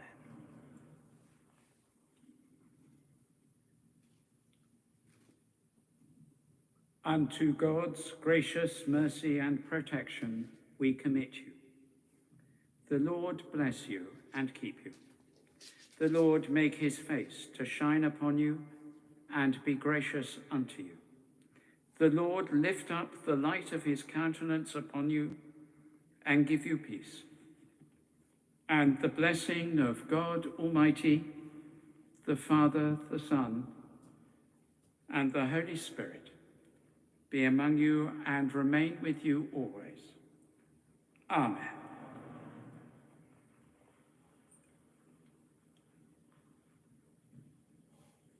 The service led by the Archbishop of Canterbury, the Most Reverend Justin Welby, and the Dean of Westminster, Dr. David Hoyle. The choir of the Chapel Royal and the choir of Westminster Abbey, conducted by James O'Donnell. And it was his setting of the psalm that we heard as the Queen's coffin was carried in. Psalm 139, a setting inspired by the Orthodox Kontakion for the dead.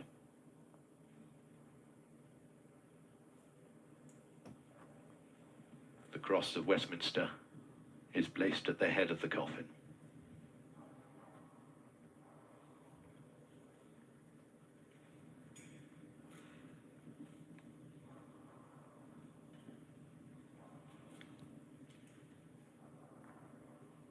The cross, a gift to the Abbey a century ago, it bears a Latin inscription: "Nation shall not lift up sword against nation, neither shall they learn war anymore."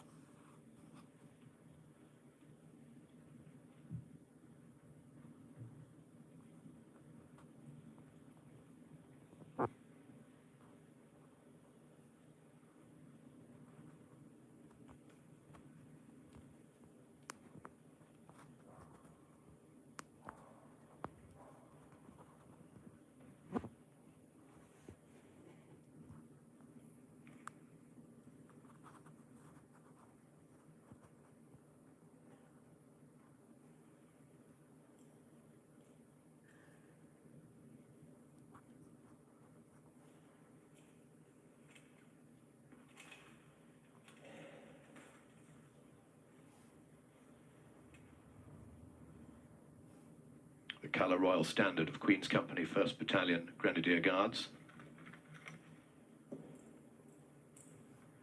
The standard presented to the Guards by the Sovereign on commencement of their reign, not changed or replaced since then, only paraded in the Sovereign's presence.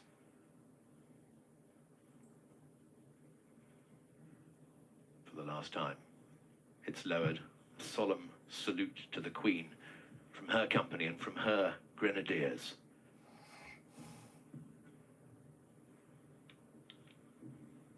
Six feet of heavily embroidered and tasseled silk, everything to maneuver gently into position.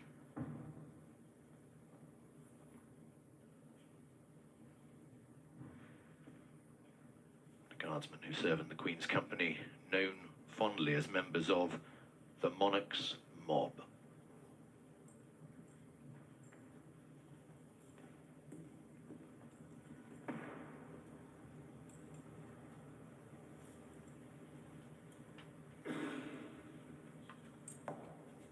Several of the guardsmen returned on Friday from service in Iraq, called back to do their duty.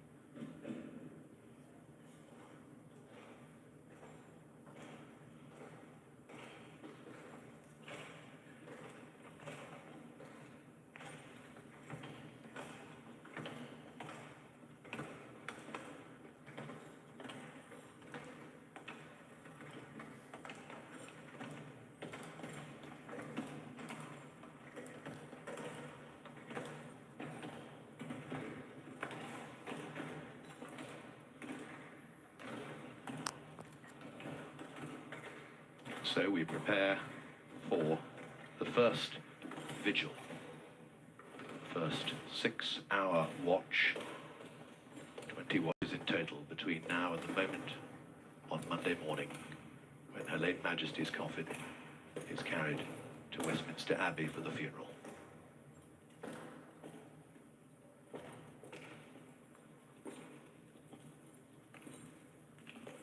The gentleman at arms, a bodyguard established by Henry VIII in 1509, wearing the uniform of a heavy dragoon guards officer of the 1840s. Their helmets with white swan feather plumes. And 4 officers from the household cavalry.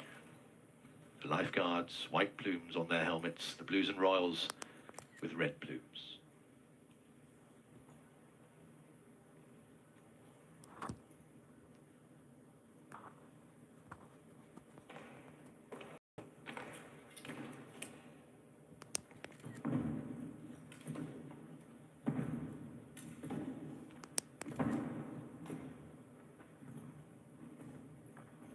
Take their positions on the corner of the catafalque. And a double tap from the stick of the officer of the watch, commanding the procedure of the watch, the start, the finish, and the rotation of the guard.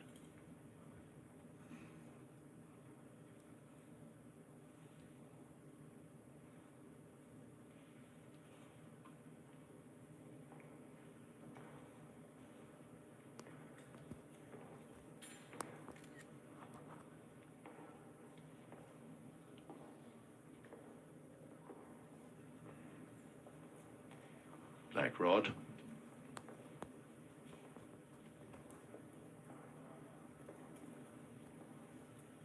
The Lord Speaker and the Speaker of the House of Commons lead the procession out of Westminster Hall, passing by the coffin.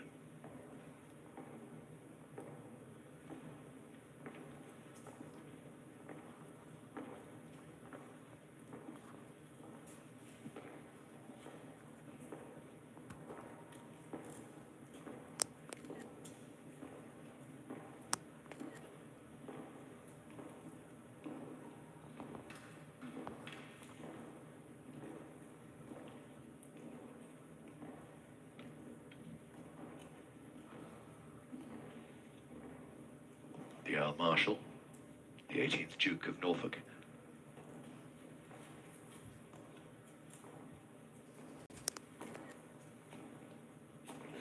He leads the King and the royal party.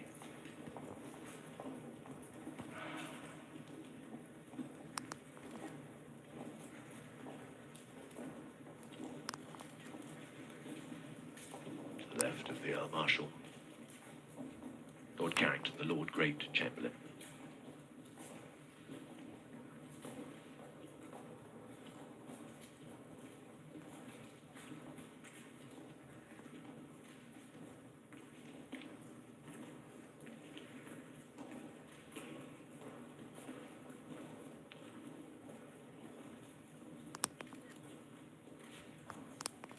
Prince of Wales in his RAF uniform.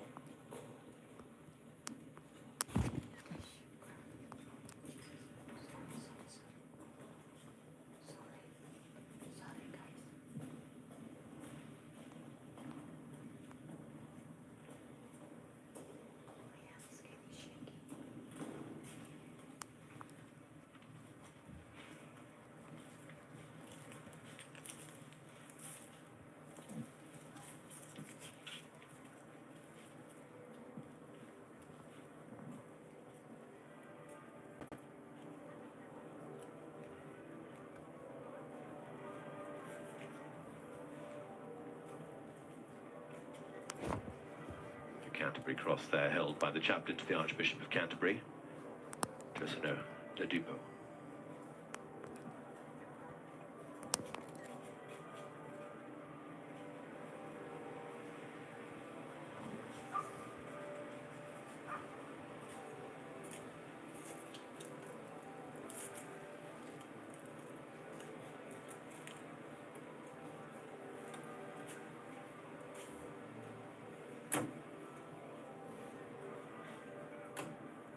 King and Queen Consort depart the Palace of Westminster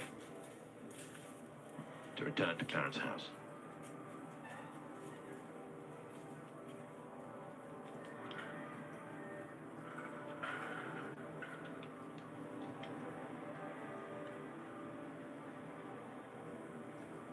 They pass through the carriage gates out of New Palace Yard and into Parliament Square.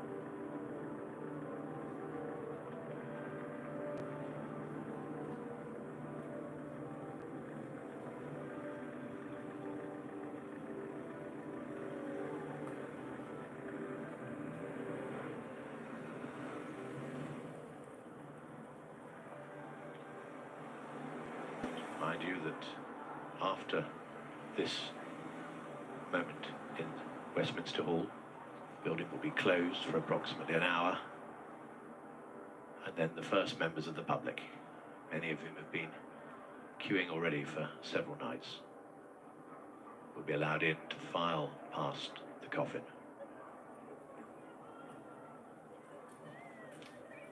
Inside, the heralds, King of Arms, heralds, Pursuivants, and heralds of Scotland and England, Orion Ulster, King of Arms. We heard reading the proclamation at Hillsborough Castle the weekend.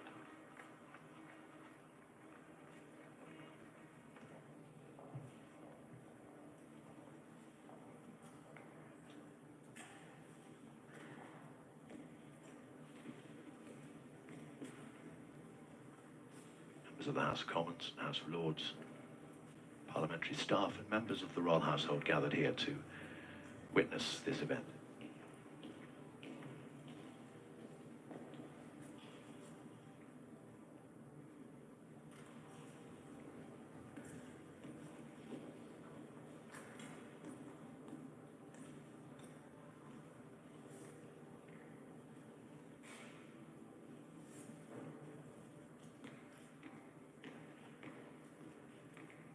Rich colours of the herald's uniform.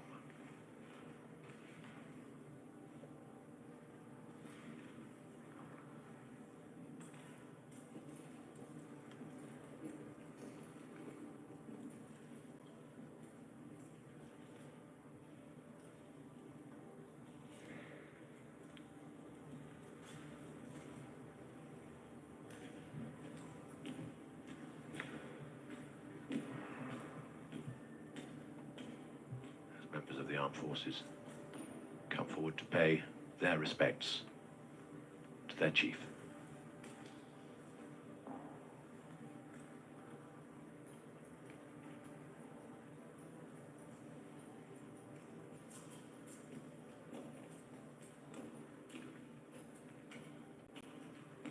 The Westminster Cross,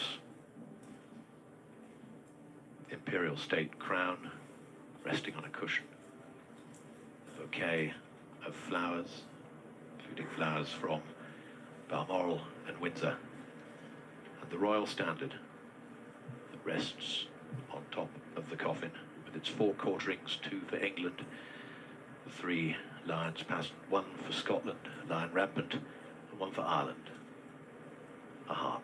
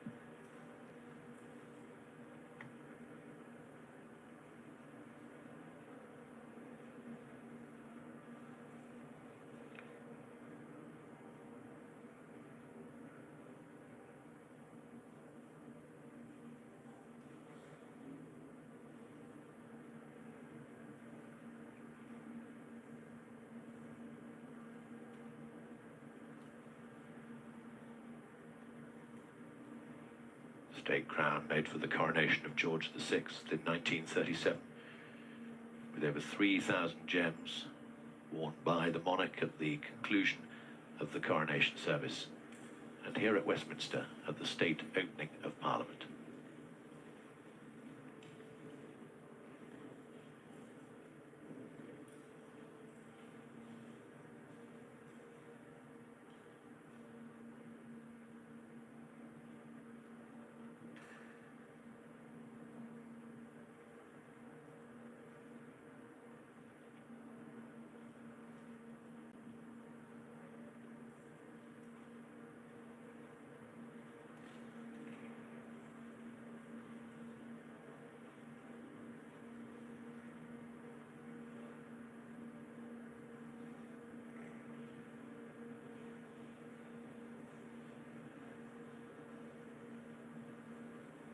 And there, looking on behind the coffin, a young guardsman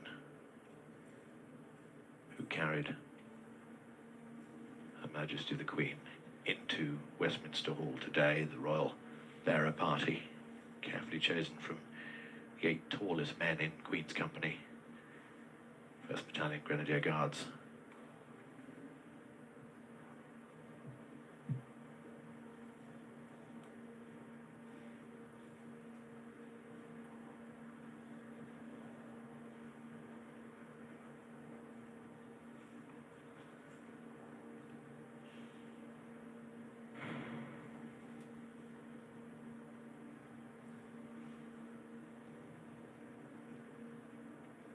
Grey morning in London, but now the sun pours through the windows of Westminster Hall.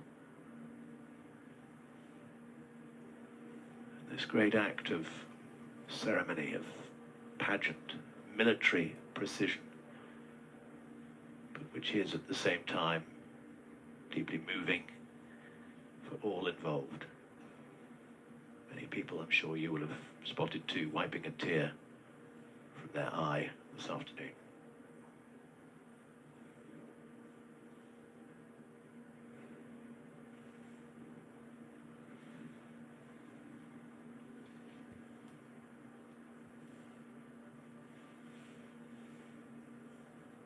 Westminster Cross, made from ivory and silver gilt, adorned with panels of beaten gold and sapphire. And the Grenadier Guardsmen, their duty to the Queen done.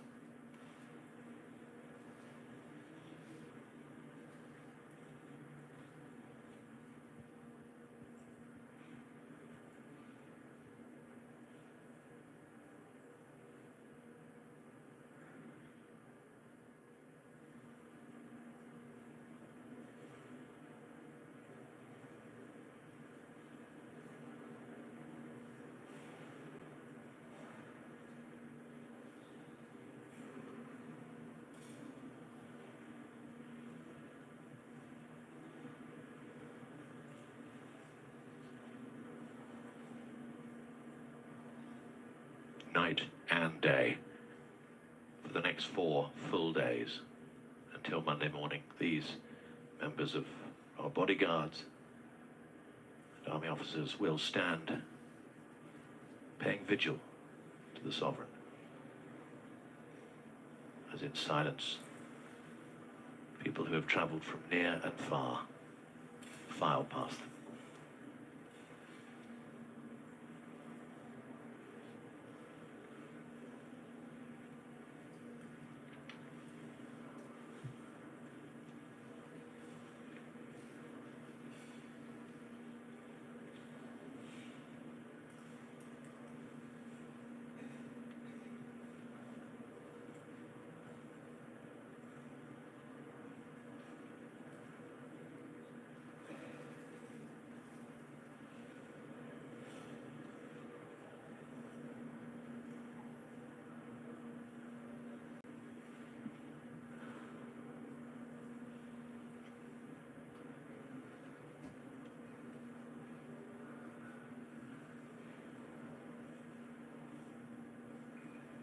Those in military service are often thought to have a stiff upper lip, but this afternoon it feels as though some of the toughest soldiers have been touched by the poignancy of the ceremony that we've witnessed here in Westminster Hall.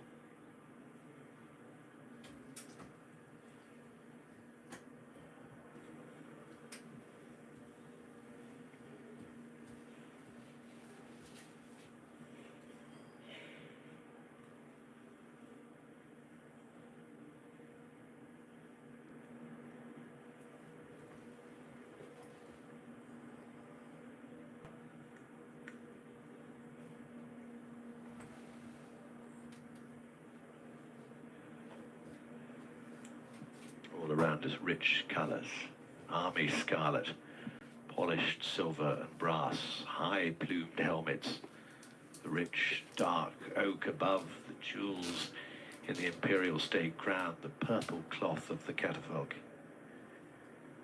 They bring a vivid brightness to an afternoon that is, in many ways, a moment of grey sadness.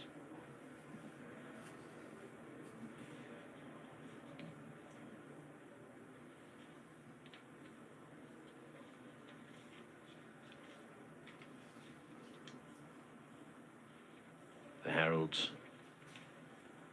whose romantic names sum up their rich history.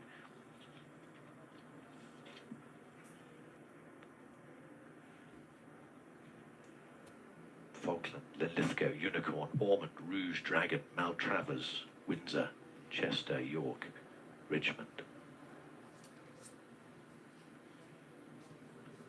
The Prime Minister, the Leader of the Opposition, Liz Truss and Sir Keir Starmer.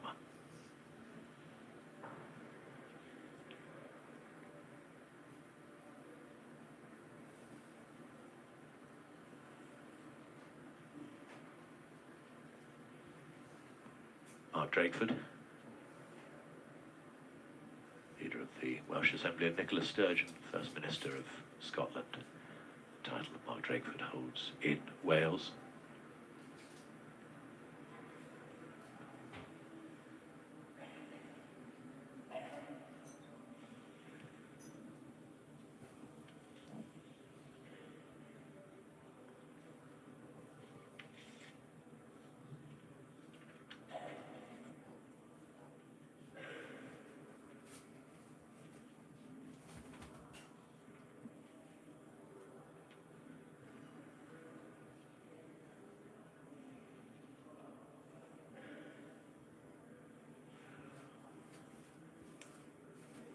That relationship between Parliament and King, between monarchy and state,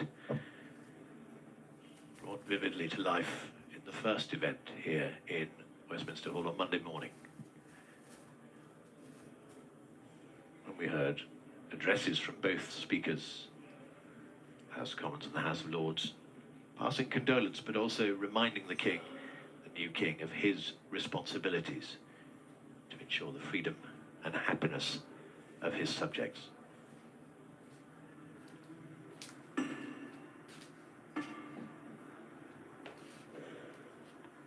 Another tap of the stick.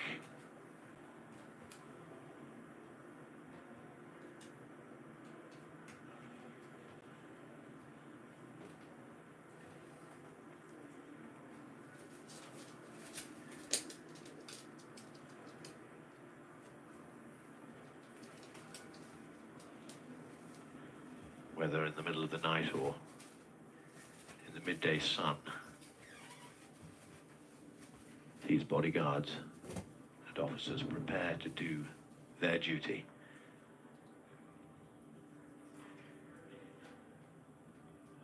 Honouring the late Queen as this vigil continues here at Westminster Hall.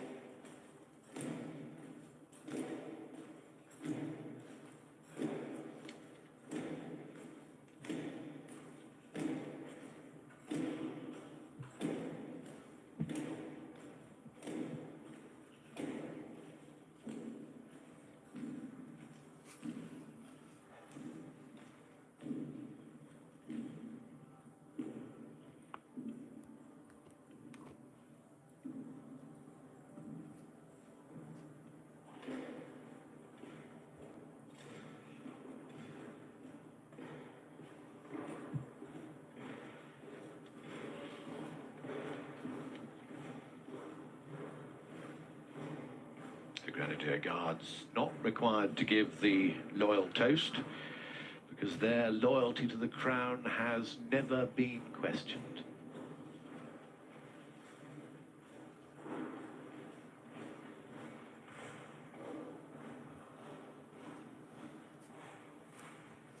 The heralds.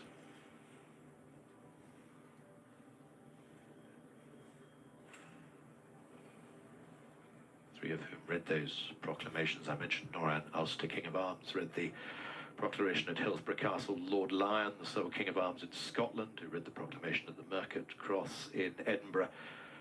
And Clanceux, King of Arms, who read the proclamation at the Royal Exchange in the City of London after the principal proclamation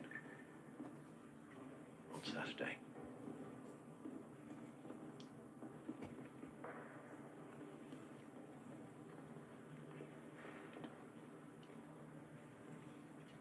Choristers from the Chapel Royal and the Choir of Westminster Abbey. The Chapel Royal choristers in red and gold. And the men of the Chapel Royal wearing those distinctive white bow ties. The choristers now return to the choir school at Westminster Abbey, where they will prepare for their role in Monday's funeral.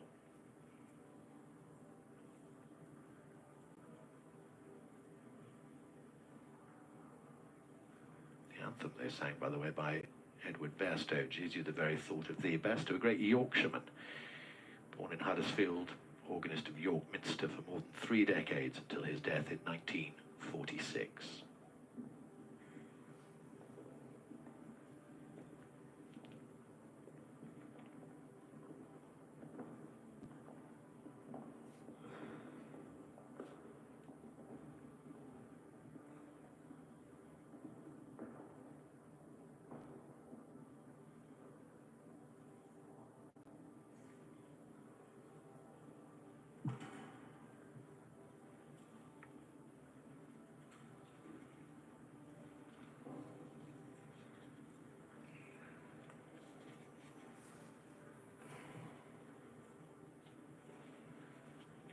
This hall, 900 years old, more than 900 years.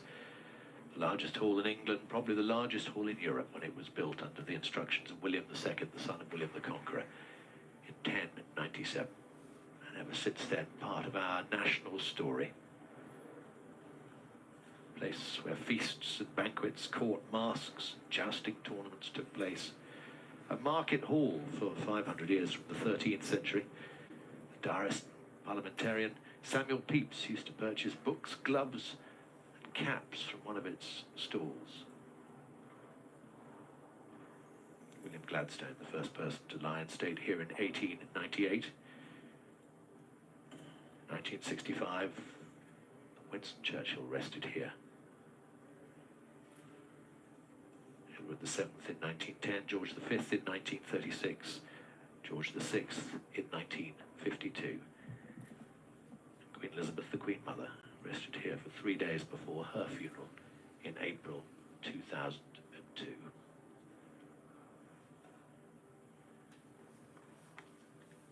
Black Rod, Sarah Clark.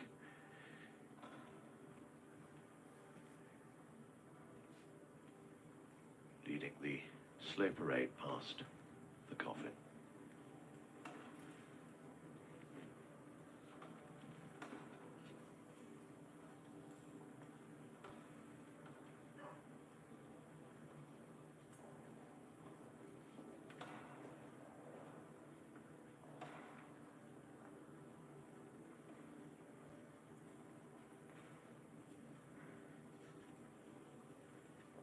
Prime Minister and Leader of the Opposition emerged into the sunlight.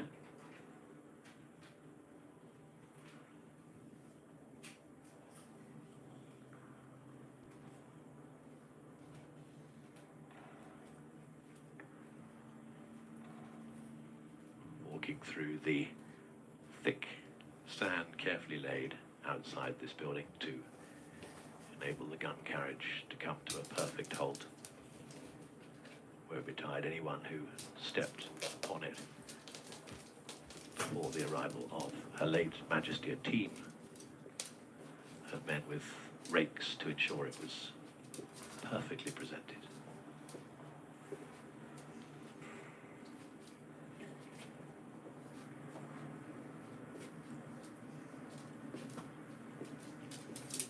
As the parliamentarians leave, they pass the fountain that was placed here in honour of Her late Majesty's Silver Jubilee in 1977. There will be VIPs filing through here over the next few days, foreign heads of state, for example, coming to the funeral. But essentially now this is a place for the people to come and pay tribute to their late monarch.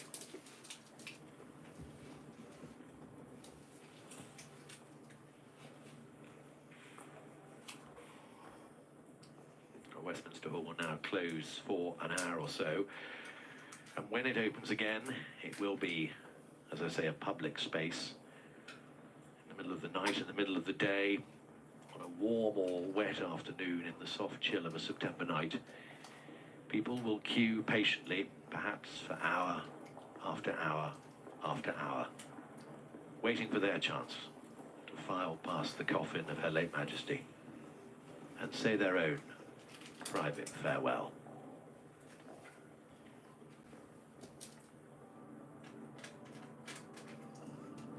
From the solemnity of Westminster Hall to the sunshine outside, and that is Lambeth Bridge, crossing the Thames, just near Lambeth Palace, home of the Archbishop of Canterbury, across to the other side in the city of Westminster, and the House of Parliament on the banks of the Thames.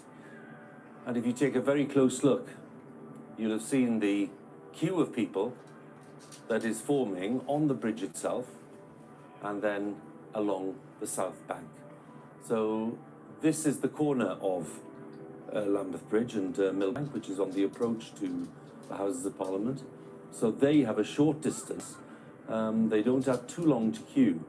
But for those people who are stretching back over Lambeth Bridge and round on the Albert Embankment and on the south bank, well, they'll have quite a few hours ahead of them, but they're all sharing one aim, which is to queue patiently and in good order and in the right spirit, because they want to go and pay tribute and to pay their last respects to Her Majesty Queen Elizabeth II, whose body now lies in state in Westminster Hall and will do for the next 4 days and nights until 6:30 a.m.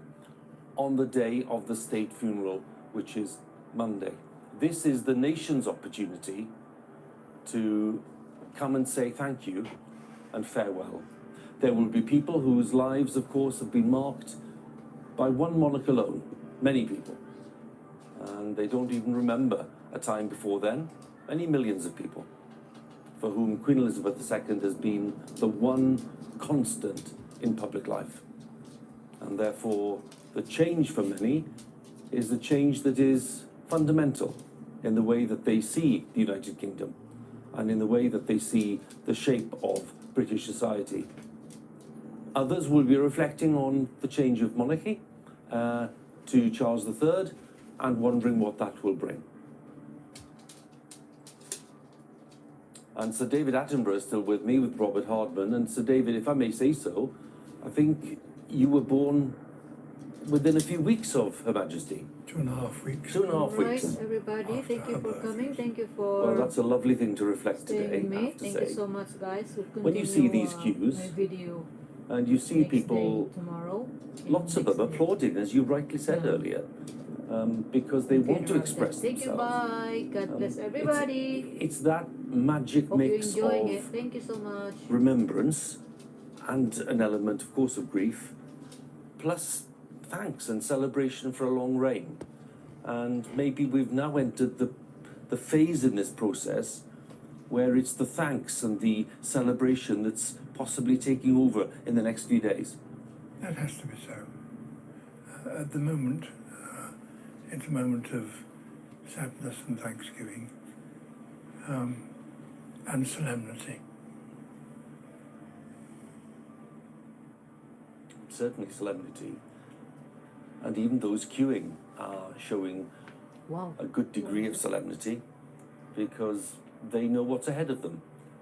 But Robert, it is moving, isn't it, when you see a crowd building up, and it'll be growing over the hours and days ahead. It will, Hugh. It'll continue eastwards along the south bank of the Thames. I mean, it's already, I would have thought, a few miles long. When the late Queen Mother was lying in state, it ran all the way down to the edge of the City of London, and so it will continue. But I mean, what we've seen this afternoon Bye, in the most immaculate, the most moving way has been effectively Thanks for the watching. royal family, God led by the bless. King, handing over the late Queen to us. She's now there for us to pay our respects, as you said,